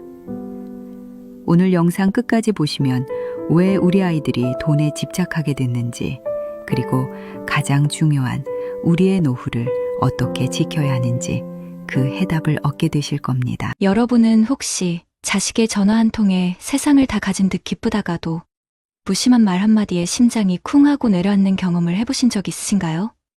평생을 자식 하나 잘 되라고 흙탕물마다 안고 달려왔는데 그 끝에서 우리가 마주하게 될 것이 따스한 밥상이 아닌 차가운 계산서일 수도 있다는 생각 혹시 해보셨습니까? 서울 변두리, 아직 새벽이 채 가시지 않은 희뿌연 어둠 속에서 가장 먼저 불을 밝히는 곳이 있었다. 기름 냄새와 고소한 젓갈 냄새가 뒤섞여 묘한 정겨움을 자아내는 순잔의 반찬.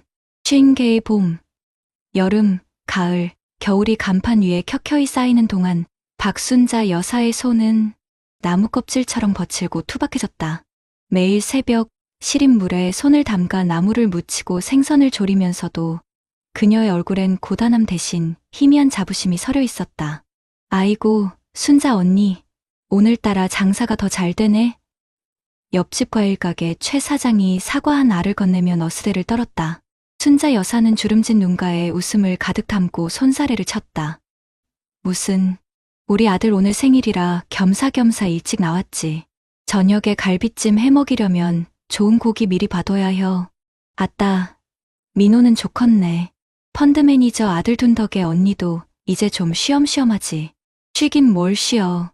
저놈 장가 보내고 손주 볼 때까지는 꼼짝없이 이 자리를 지켜야지. 그래도 지가 번듯하게 커서 제 앞파림하고 사는 것만 봐도 배가 불러.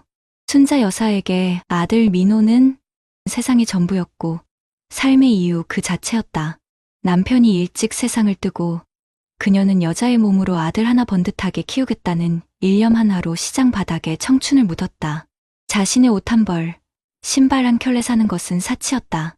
달아빠진 고무장갑 너머로 스며드는 찬물에 손마디가 시큰거릴 때도, 뜨거운 기름이 팔뚝에 튀어 화끈거릴 때도 민호의 책상 위에 놓일 참고서와 문제집을 생각하며 이를 악물었다.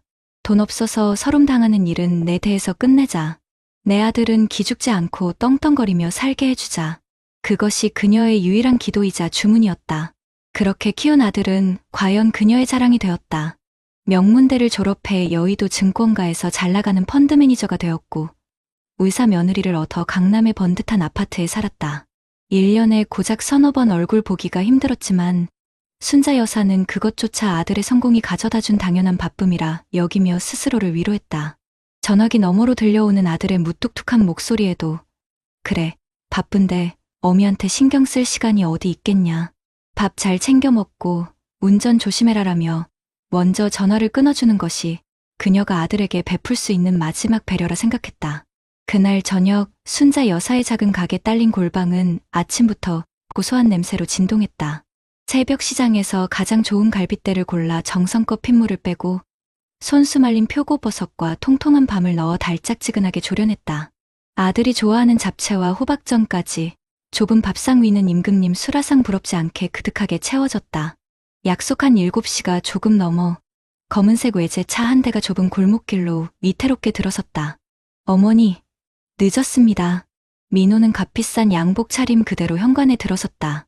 뒤따라 들어온 며느리는 익숙지 않은 시장 골목에 공기가 불편한 듯 어색한 미소를 지었고 교복을 입은 손자 준서는 귀에 꽂은 이어폰을 뺄 생각도 하지 않은 채 소파에 털썩 주저앉았다. 아이고, 우리 강아지 왔어? 공부하느라 힘들지. 순자 여사가 준서의 어깨를 토닥이자 준서는 귀찮다는 듯 몸을 살짝 비틀었다. 어색한 침묵 속에서 식사가 시작되었다. 순자 여사는 연신 아들과 손자의 밥그릇 위로 갈비찜을 옮겨주며 흐뭇한 미소를 지었다. 민호야, 이거 한 점 더 먹어봐라. 내가 어릴 때부터 내 갈비찜을 제일 좋아했잖아. 알겠습니다, 어머니. 그만 주세요. 배불러요. 민호는 스마트폰으로 주식 시황을 확인하며 건성으로 대답했다. 그때였다. 준서가 입을 열었다.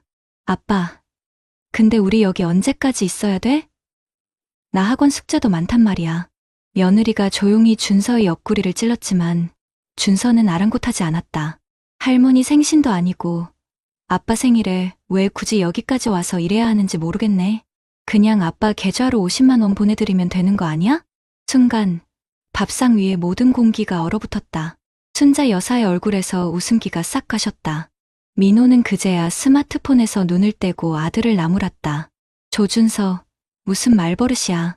할머니 앞에서. 아니, 뭐가 틀린 말이야? 할머니도 이렇게 힘들게 장사하지 마시고 그냥 이 가게 팔아서 그 돈으로 편하게 사시면 되잖아. 그 돈 우리 주시면 아빠가 2배로 불려줄 수도 있고 그게 서로한테 효율적인 거 아니냐고. 행복이라는 게 별거야? 그냥 통장에 돈 많고 하고 싶은 거 하고 가고 싶은 데 가는 거지. 순자 여사는 자신의 귀를 의심했다.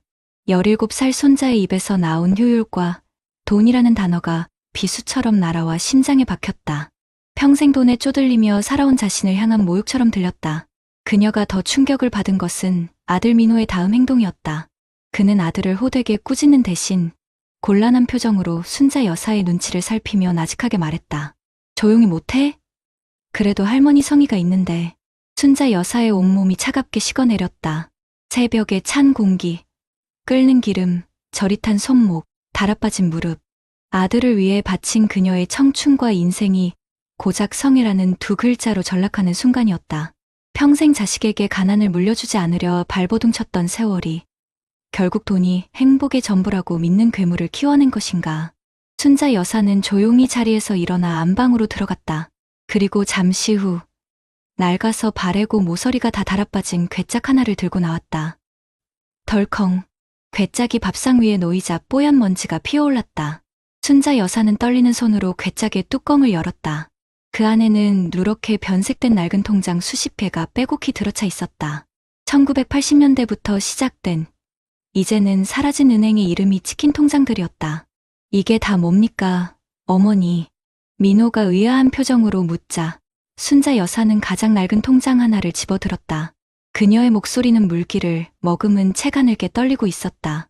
민호야, 내가 초등학교 들어갈 때 내 책가방 사주려고 엄마가 사흘 밤낮으로 콩나물 다듬어서 처음 만든 통장이다. 그녀는 다른 통장을 꺼내 들었다.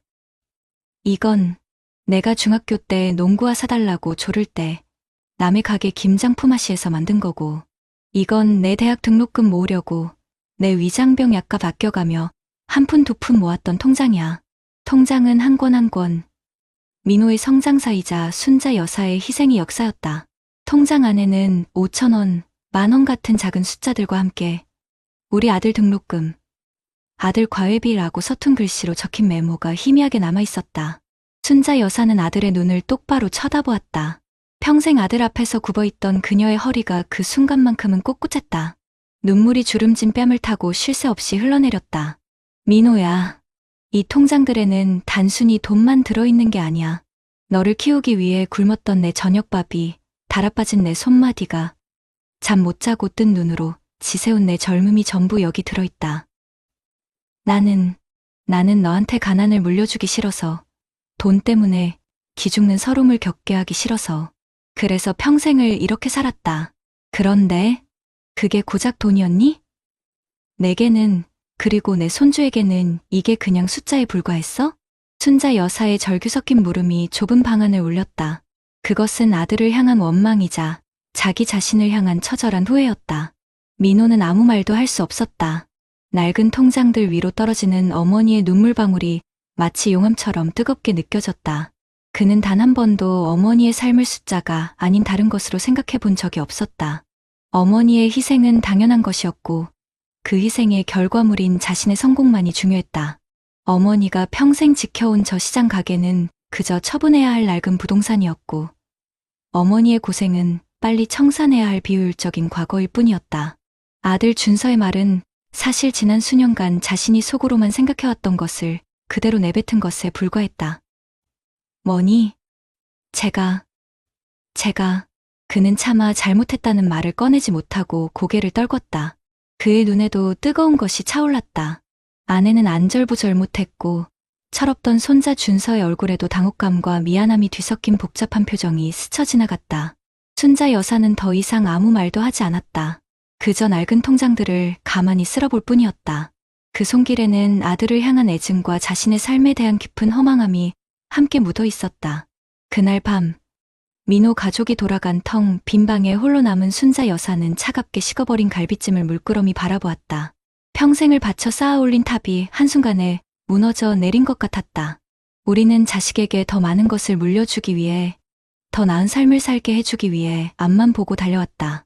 하지만 정작 돈보다 더 소중한 가치, 보이지 않는 것들의 소중함을 가르치는 데는 인색하지 않았을까.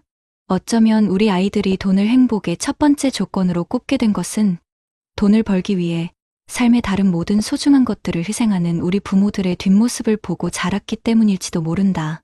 오늘 밤 여러분의 자녀에게 그리고 손주들에게 한번 물어봐 주시길 바란다. 얘야, 너에게 행복은 무엇이니? 그리고 그 대답을 우리는 과연 어떤 마음으로 들을 수 있을지 깊이 생각해봐야 할 시간이다. 여러분 어떠시나요? 위의 사례는 정말 비참하고 서글픈 인생 아닌가요?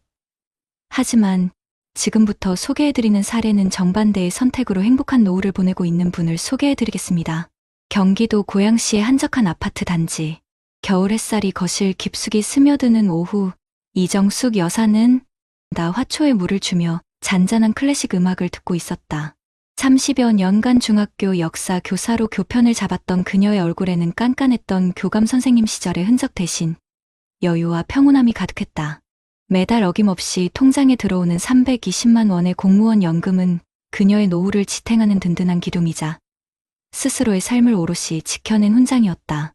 그녀에게는 어엿한 중견기업 부장인 아들 현우와 초등학교 교사인 딸 서연이 있지만 정숙 여사의 휴대전화 사진첩에는 자식들 사진만큼이나 그녀가 직접 바꾼 난초 사진과 얼마 전 다녀온 경주 남산 답사길에서 친구들과 찍은 사진들로 가득했다. 그녀의 삶은 자식이라는 태양 주변을 맴도는 행성이 아니라 스스로 빛을 내는 단단한 항성이었다. 물론 그녀의 인생에도 먹구름이 드리웠던 순간이 있었다. 즈음으로부터 10여 년 전 남편과 사별하고 홀로 적적함을 달래던 어느 주말이었다. 당시 대기업을 다니다 야심차게 사표를 던진 아들 현우가 잔뜩 상기된 얼굴로 그녀를 찾아왔다. 유망한 IT 스타트업을 시작하려는데 초기 자본금이 턱없이 부족하다는 것이었다. 현우는 사업계획서가 담긴 두툼한 서류 뭉치를 내밀며 어머니 앞에 무릎을 꿇었다. 어머니, 딱 3년만 믿고 도와주세요. 지금 살고 계신 이 아파트를 담보로 대출만 받게 해주시면 제가 3년 안에 2배, 3배로 갚겠습니다. 이건 제 인생이 걸린 기회입니다. 아들의 눈은 간절함으로 이글거렸다. 평생을 성실하게 살아온 아들의 첫 번째 도전이자 어쩌면 마지막일지 모르는 부탁이었다. 남편의 숨결이 묻어있는 이 집, 자신의 노후가 담보 잡힐 수도 있다는 불안감이 엄습했지만 하나뿐인 아들의 미래가 꺾일 수도 있다는 생각에 가슴 한쪽이 아릿하게 저려왔다. 갈등은 생각보다 깊었다. 딸 서연까지 나서 엄마, 그래도 오빠 첫 사업인데 우리가 안 도와주면 누가 도와줘. 나도 적금 깨서 보탤게라며 아들을 거들었다. 현우는 날마다 찾아와 어머니를 설득했다. 옆집 철수 엄마는 가게까지 팔아서 아들 사업 자금 대줬다는데 어머니는 평생 그렇게 원칙만 따지시면서 저를 한 번도 제대로 믿어주신 적 없잖아요. 제가 실패할까봐 두려우신 겁니까? 아니면 어머니 노후가 더 중요하신 겁니까? 아들의 원망 섞인 외침은 정숙 여사의 심장을 날카롭게 파고들었다. 마치 자신이 자식의 앞길을 막는 이기적이고 냉정한 부모가 된 것만 같아 며칠 밤을 뜬 눈으로 지새웠다. 그녀의 마음속에서 수만 가지 생각이 천국과 지옥을 오갔다. 그래, 내가 평생 모은 게 이거 하나인데 아들 앞길을 위해 내줘야 하지 않을까. 아니야. 여기서 내가 무너지면 아들은 평생 부모에게 기대 사는 캥거루족이 될지도 몰라. 그녀는 며칠 고심한 끝에 아들과 딸을 조용히 불러 앉혔다. 그리고 떨리는 목소리로 하지만 단호한 눈빛으로 입을 열었다. 현우야, 서연아, 미안하다. 이 집은 너희 아버지와 나의 평생이 담긴 마지막 보루다. 그래서 내어줄 수가 없구나. 대신 내가 너희에게 물려주고 싶었던 건 돈이나 집이 아니었다. 어떤 시련이 닥쳐도 스스로의 힘으로 일어설 수 있는 단단한 의지와 지혜란다. 현우야, 내 힘으로 시작해봐라. 엄마는 돈 대신 너의 가능성을 믿고 멀리서 응원하마. 설령 실패하더라도 괜찮다. 그 실패가 너를 더 단단하게 만들어줄 테니. 현우는 결국 어머니는 절 못 믿으시는 거군요라는 차가운 말을 남기고 돌아섰다. 그 후 몇 년간 아들과의 관계는 서먹한 겨울처럼 얼어붙었다. 명절에도 겨우 얼굴만 비출 뿐 살가운 대화 한마디 오가지 않았다. 정숙 여사는 텅 빈 집을 홀로 지키며 자신의 선택이 옳았는지 수없이 되뇌고 또 되뇌었다. 내가 너무 모질었던 걸까? 자식을 향한 미안함과 자신의 선택에 대한 외로운 믿음 사이에서 그녀는 홀로 긴 시간을 견뎌내야만 했다. 전화위복의 순간은 5년이라는 시간이 흐른 뒤에야 찾아왔다. 작은 오피스텔에서 친구 2명과 시작했던 현우의 회사는 수많은 위기 속에서도 조금씩 성장의 업계에서 자리를 잡아가고 있었다. 어버이날 저녁, 예고 없이 현우가 아내와 아이의 손을 잡고 정숙 여사의 집을 찾았다. 멋쩍게 머리를 긁적이며 들어선 현우는 그녀 앞에 작은 카네이션 화분과 함께 낡은 통장 하나를 내밀었다. 그가 처음 사업을 시작할 때 만들었던 마이너스로 시작해 이제는 제법 두둑해진 통장이었다. 어머니, 그때 제가 정말 철이 없었습니다. 만약 그때 어머니께서 아파트를 담보로 제게 돈을 주셨다면 저는 아마 그 돈을 믿고 안일하게 사업하다 다 말아먹었을 겁니다. 아무것도 기댈 곳이 없다는 절박함이 저를 여기까지 오게 만들었습니다. 저를 냉정하게 밀어내 주신 것이 실은 가장 큰 믿음이고 사랑이었다는 걸 이제야 깨달았습니다. 정말 감사합니다. 어머니, 아들의 진심 어린 고백에 정숙 여사는 그만 참았던 눈물을 터뜨리고 말았다. 길고 외로웠던 믿음의 시간이 마침내 보상받는 순간이었다. 그녀가 지켜낸 것은 단순히 낡은 아파트 한 채가 아니었다. 그것은 자식이 온전히 독립된 어른으로 성장할 수 있도록 지켜봐주고 기다려준 부모의 사랑이었고, 스스로의 노후를 책임지며 자식에게 당당할 수 있었던 한 인간의 존엄성이었다. 오늘 정숙 여사는 아들 현우가 보내준 제주도 호텔 숙박권으로 겨울 여행을 떠날 채비를 하고 있었다. 짐을 챙기는 그녀에게 딸 서연에게서 영상통화가 걸려왔다. 엄마, 여행 준비 잘 돼가? 우리 주말에 엄마 집에 가서 김치 냉장고 청소 싹 해놓을게. 맛있는 거 많이 드시고 푹 쉬다 오세요. 화면 너머로 손주 녀석이 할머니, 사랑해요 라며 손하트를 날린다. 정숙 여사는 환하게 웃으며 답했다. 알았다, 요 녀석들. 너희도 주말 잘 보내고. 엄마는 너희가 이렇게 제 앞가림 잘하고 사는 것만 봐도 배가 부르다. 전화를 끄는 그녀는 창밖에 겨울 하늘을 바라보았다. 자식의 인생에 자신의 모든 것을 쏟아붓는 것만이 사랑의 유일한 증명 방식은 아닐 것이다. 때로는 적당한 거리를 두고 스스로의 삶을 단단히 지켜내는 것이 자식과 나, 우리 모두를 위한 더 현명한 사랑일 수 있다. 여러분이 지금 자식에게 물려주기 위해 악착같이 지키고 있는 것은 과연 무엇인가? 그것이 훗날 자식의 발목을 잡는 무거운 짐이 될지, 아니면 스스로의 길을 개척해 나가는데 필요한 지혜의 등불이 될지, 오늘 한번 깊이 고민해 보시는 것은 어떨까? 앞선 사례들을 잘 보셨나요? 이런 문제들과 관련해서 전문가들과 통계 자료회를 소개해 드리겠습니다. 우리가 평생 자식만 바라보고 헌신했는데 그 결과가 자녀의 독립을 막고 나의 노후를 위협하는 비극으로 이어진다면 얼마나 허망하겠습니까? 앞서 보신 순자 여사님의 눈물은 결코 개인만의 이야기가 아닙니다. 우리나라의 현실을 보여주는 가슴 아픈 통계들이 이를 증명하고 있습니다. 2023년 기준으로 우리나라 65세 이상 노인 인구의 상대적 빈곤율이 무려 38.2%라고 합니다. 이건 경제협력개발기구 OECD 회원국 중에서 가장 높은 부끄러운 1위입니다. 노인 10분 중 4분 가까이가 가난에 시달리고 있다는 뜻이죠. 상황이 이렇다 보니 60세가 넘으신 분들 중 약 80%는 본인이나 배우자가 직접 생활비를 벌어야만 하는 실정입니다. 평생 일하고도 쉴 수가 없는 겁니다. 그런데 왜 이렇게까지 노후가 힘들어졌을까요? 가장 큰 원인 중 하나로 바로 자녀 지원이 꼽힙니다. 한 연구소에서 조사를 해보니 5,060세대 부모님들 1,000명 중에 75.7%가 자녀에게 목돈을 지원한 경험이 있었는데 그 금액이 평균 5,847만 원에 달했습니다. 어디 목돈뿐이겠습니까? 성인 자녀와 함께 사는 부모님들의 74.8%는 매달 평균 73만 원의 생활비를 자녀에게 주고 계셨습니다. 내 노후 자금을 야금야금 파먹고 있는 셈이죠.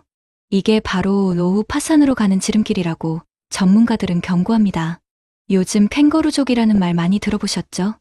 학교를 졸업하고도 경제적으로 독립하지 못하고 부모에게 의지하는 자녀들을 말하는데요.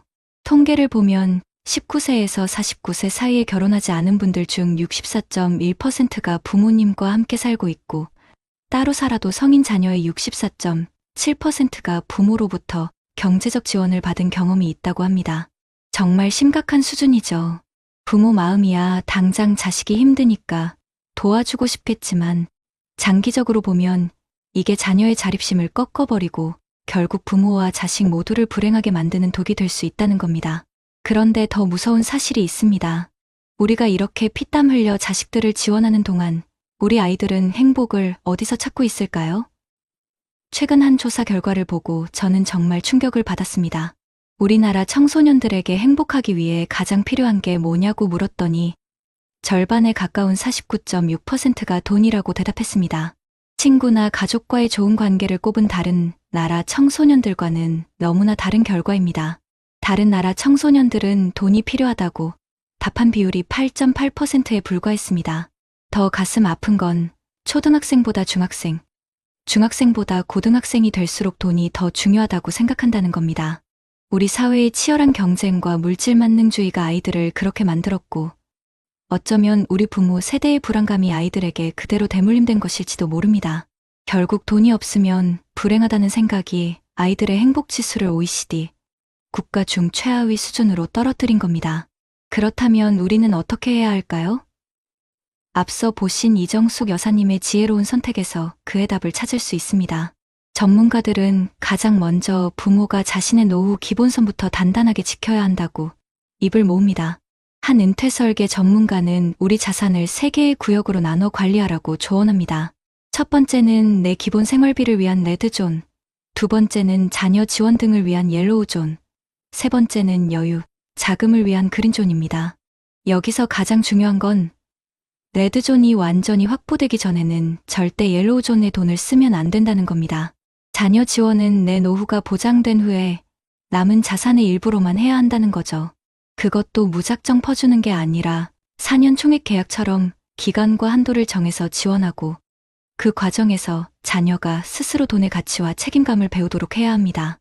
이제는 돈을 직접 쥐어주는 방식에서 벗어나 자녀가 스스로 문제를 해결하고 자립할 수 있도록 방향을 알려주는 역할로 바뀌어야 합니다. 그리고 육체적인 탯줄을 끊었듯이 이제는 정서적인 탯줄도 끊어내야 합니다. 자식 인생에 너무 깊이 관여하기보다는 명확한 경계를 설정하고 서로를 독립된 인격체로 존중하는 관계로 나아가야 합니다. 자녀가 독립한 후에는 우리 부모님들도 각자의 삶에 집중하셔야 합니다. 새로운 취미를 찾고 친구들을 만나며 바쁘게 살아가시는 모습이야말로 자녀의 진정한 성장을 돕고 부모님의 안정된 노후를 만드는 가장 확실한 방법입니다. 오늘날 부모와 자식의 관계는 과거와는 완전히 달라졌습니다. 모든 걸 희생하고 내어주는 것만이 사랑이라는 생각은 때로 우리 모두를 불행하게 만들 수 있습니다. 순자 여사님의 후회의 눈물과 정숙 여사님의 단호한 지혜는 우리에게 묻고 있습니다. 우리는 과연 자식에게 무엇을 물려주려 하는가? 그것이 훗날 자식의 발목을 잡는 무거운 짐이 될지, 아니면 스스로의 길을 개척하는 데 필요한 지혜의 등불이 될지, 이제는 우리 모두 깊이 고민해야 할 때입니다. 부모가 자신의 삶을 당당하게 지켜낼 때 자녀 또한 건강하게 자립할 수 있고, 그것이 바로 우리 모두에게 가장 행복한 노후를 선물할 것입니다. 그렇다면 앞선 사례들을 해결할 수 있는 방법은 무엇이 있을까요? 사실 우리 사회는 순자 여사님이나 이정숙 여사님 같은 상황들을 마주하면서 많은 고민을 해왔고, 그 결과 다양한 정책과 전문가들의 지혜가 쌓여왔습니다. 우선 부모님 세대가 자녀에게 모든 것을 쏟아붓고 나중에 경제적으로 힘들어지는 비극을 막기 위한 정책부터 이야기해볼까요? 국가는 우리 부모님들의 기본적인 삶을 보장하기 위한 여러 안전장치를 마련해두고 있어요. 가장 대표적인 것이 바로 최소한의 품위 유지를 위한 기초연금과 국민연금입니다. 만 65세 이상 어르신들 중에서 소득이 하위 70%에 해당하시면 매월 일정 금액을 정부에서 지원해드리는 기초연금 제도가 있고요. 이는 자녀에게 의존하지 않고도 최소한의 생활을 유지할 수 있도록 돕는 아주 기본적인 사회 안전망이라고 할 수 있습니다. 그리고 젊었을 때부터 꾸준히 납입해온 국민연금은 말할 것도 없이 노후에 가장 중요한 소득원이 되는 것이죠. 은퇴 후에도 사회생활이나 경제활동을 이어가고 싶은 어르신들을 위해서는 정부와 각 지자체에서 다양한 일하는 노후를 위한 노인 일자리 사업을 제공하고 있습니다. 공공시설에서 봉사활동을 하시거나 아이들 등하교를 돕는 일, 시니어 인턴십 같은 경력과 적성에 맞는 일을 통해 생활에 활력을 더하고 추가적인 소득도 얻으실 수 있습니다. 특히 이정숙 여사님처럼 집 한 채가 전 재산인 분들이 많으실 텐데요. 이럴 때 정말 유용한 제도가 바로 집으로 연금 받는 주택연금입니다. 소위 영모기지라고도 하죠. 내가 가진 집을 담보로 맡기고 평생 또는 일정 기간 동안 매월 연금을 받는 방식인데요. 자녀들에게 손 벌리지 않고도 안정적인 노후 생활비를 확보할 수 있는 아주 현명한 방법이라고 할 수 있습니다. 이제는 자녀 세대의 입장에서 건강한 독립을 지원하는 정책들도 살펴봐야겠죠. 부모님의 지원 없이는 혼자 힘으로 서기 힘든 이른바 캥거루족이라는 말도 이제는 익숙한데요. 이런 문제를 해결하고 자녀가 스스로의 힘으로 자립할 수 있도록 정부는 청년 세대를 위한 다양한 지원책을 펼치고 있습니다. 청년들의 가장 큰 고민 중 하나가 바로 집 문제 아니겠어요? 그래서 주거 독립을 위한 청년 주거 지원 정책이 있습니다. 청년 월세 특별 지원이나 버팀목 전세자금 대출, 청년 맞춤형 공공임대주택 같은 다양한 정책들이 시행되고 있어서 자녀들이 부모님께 큰 돈을 의지하지 않고도 자신만의 보금자리를 마련하고 독립의 첫걸음을 뗄 수 있도록 돕고 있습니다. 또 경제적인 자립 기반을 마련하는데 도움을 주기 위한 경제적 자립 기반을 위한 청년 자산 형성 지원 사업들도 많이 있습니다. 예를 들어 서울시의 희망 2배 청년 통장이나 정부의 청년 내일 채용 공제 같은 제도들이 있는데요. 청년들이 꾸준히 저축을 하면 정부가 일정 금액을 더 보태주어서 목돈을 마련할 수 있도록 돕는 제도입니다. 이는 부모님의 도움 없이도 결혼 자금이나 사업 자금 같은 미래를 준비할 수 있는 든든한 발판이 되어줄 겁니다. 이런 정책적인 지원과 더불어 부모님과 자녀 모두의 생각과 인식이 바뀌는 것이 정말 중요하다고 전문가들은 이야기합니다. 전문가들이 어떤 조언들을 하는지 들어볼까요? 먼저 자산의 빨간 선을 그어라는 삼선 자산관리라는 조언이 있습니다. 한국은 퇴설계연구소의 강창희 대표님은 노후 자산을 3가지 구역으로 나누어 관리하라고 말씀하시는데요. 첫 번째는 RED선, 즉 위험구역입니다. 이건 바로 나 자신의 기본적인 노후 생활비예요. 이 돈은 어떤 경우에도 절대로 자녀 지원을 위해서 사용해서는 안 되는 말 그대로 마지노선이라고 생각해야 합니다. 두 번째는 YELLOW선, 주의 구역인데요. 이건 자녀 지원을 위한 예비 자금입니다. 이 돈을 지원할 때도 언제까지, 총 얼마라는 명확한 원칙과 어쩌면 계약서처럼 서로 명시적인 약속을 하는 것도 필요합니다. 이렇게 해야 자녀의 무분별한 의존을 막고 자녀 스스로도 경제관념을 가지게 할 수 있습니다. 마지막으로 GREN선, 안전구역은요. 앞선 모든 것을 해결하고도 남는 여유 자산입니다. 이 자산으로는 자녀를 돕거나 아니면 사회에 환원하는 등 자유롭게 사용하시면 됩니다.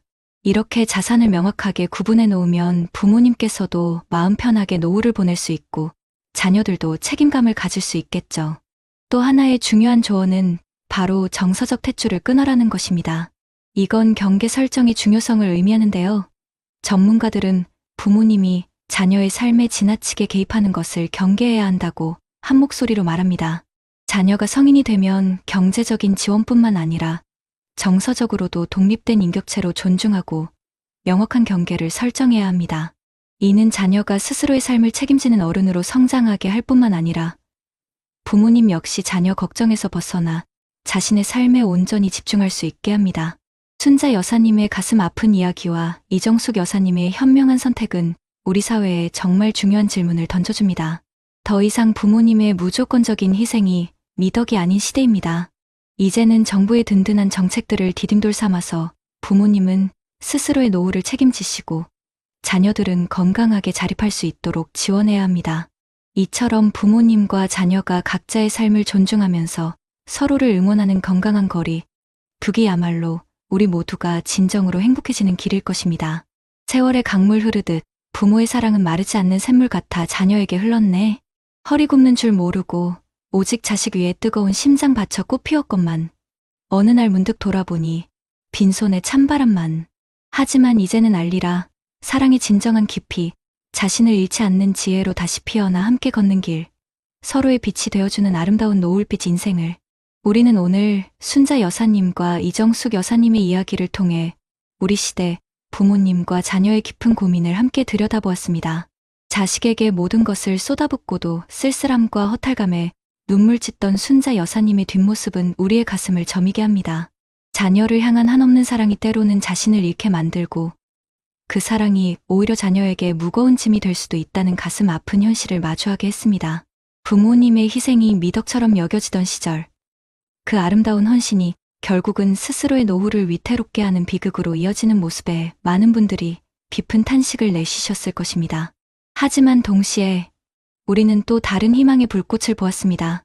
스스로의 삶을 지키며 자녀와 건강한 관계를 맺음으로써 더욱 단단하고 행복한 노후를 만들어 가신 이정숙 여사님의 현명한 선택 말입니다.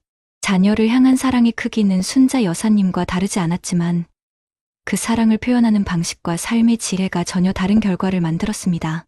당신의 자산을 지혜롭게 관리하고 자녀가 스스로 설 수 있도록 돕되 지나치게 개입하지 않는 정서적 탯줄 끊기를 통해 이정숙 여사님은 자신과 자녀 모두에게 진정한 자유와 행복을 선물하셨습니다. 그 모습은 우리에게 이제는 부모의 무조건적인 희생만이 사랑의 전부가 아니다라고 조용히 그러나 단호하게 이야기해주고 있습니다. 사랑하는 시청자 여러분, 우리는 순자 여사님처럼 가슴 아픈 길을 걷고 싶지 않습니다. 50대, 60대, 70대의 우리 모두는 이정숙 여사님처럼 당당하고 빛나는 노년, 서로를 존중하며 함께 웃을 수 있는 행복한 황혼을 맞이하고 싶습니다. 그러기 위해 오늘 우리가 함께 나눈 이야기들을 결코 잊어서는 안 됩니다. 국가가 우리를 위해 마련해둔 든든한 사회 안전망, 즉 기초연금과 국민연금, 노인 일자리 사업, 그리고 집 한 채로 평생 연금을 받을 수 있는 주택연금과 같은 소중한 디딤돌을 적극적으로 활용해야 합니다. 더 이상 자녀에게 모든 것을 기대거나 의지하려 하기보다 스스로의 삶을 책임지고 풍요롭게 가꿀 수 있는 기반을 단단히 다져야 합니다. 이는 결코 이기적인 것이 아닙니다. 오히려 자녀에게 물려줄 수 있는 가장 값진 유산은 바로 걱정 없는 부모님의 행복한 미소이기 때문입니다. 그리고 우리의 자산을 레드존, 옐로우존, 그린존으로 나누어 현명하게 관리하라는 강창희 대표님의 3선 자산관리 조언은 우리의 삶에 빨간불이 켜지지 않도록 막아줄 강력한 등대가 되어줄 것입니다. 절대 건드려서는 안 될 나의 노후 생활비를 먼저 확보하는 것. 이것이야말로 우리 자신을 지키는 가장 기본적인 방패임을 잊지 마십시오. 자녀에게 지원할 때는 명확한 원칙과 약속을 세워 서로가 책임을 가지도록 하는 지혜가 필요합니다. 무엇보다 중요한 것은 정서적 탯줄을 끊어라는 전문가들의 조언처럼 자녀와의 관계에서 건강한 경계를 세우는 용기입니다. 자녀가 성인이 되었다면 그들이 스스로의 삶을 책임지는 독립된 인격체로 존중해 주어야 합니다. 경제적인 지원뿐만 아니라 정서적으로도 적절한 거리를 유지하며 자녀가 부모의 그늘에서 벗어나 자신만의 빛을 낼 수 있도록 응원해야 합니다. 이 건강한 거리가 비로소 부모님과 자녀 모두에게 진정한 자유와 행복을 가져다 줄 것입니다. 사랑하는 시청자 여러분, 우리 앞에는 아직 많은 세월이 남아 있습니다. 이 시간들을 어떻게 채워나갈지는 오롯이 우리의 선택에 달려 있습니다. 부모님은 자녀의 든든한 뿌리가 되어주되 그 뿌리가 자녀의 성장을 가로막는 그늘이 되지 않고 자녀는 부모의 삶을 풍요롭게 하는 소중한 열매가 되어주되 결코 부모의 짐이 되지 않는 아름다운 동행을 꿈꿔봅니다. 서로의 삶을 존중하며 때로는 눈물로 때로는 웃음으로 함께할 그 귀한 시간을 위해 지금부터라도 작은 변화를 시작해보는 건 어떨까요? 지금 이 순간에도 삶의 무게에 어깨가 무거운 모든 부모님들께 그리고 부모님의 사랑 앞에서 건강한 독립의 길을 찾는 모든 자녀분들께 저희 채널은 늘 곁에서 힘이 되어드리겠습니다. 우리는 혼자가 아닙니다. 함께 이 길을 걸으며 마침내 찬란한 행복을 찾아낼 것입니다. 부모와 자녀가 서로의 삶을 축복하며 각자의 자리에서 가장 빛나는 노을빛 인생을 만들어가기를 진심으로 응원합니다. 사랑합니다. 그리고 존경합니다.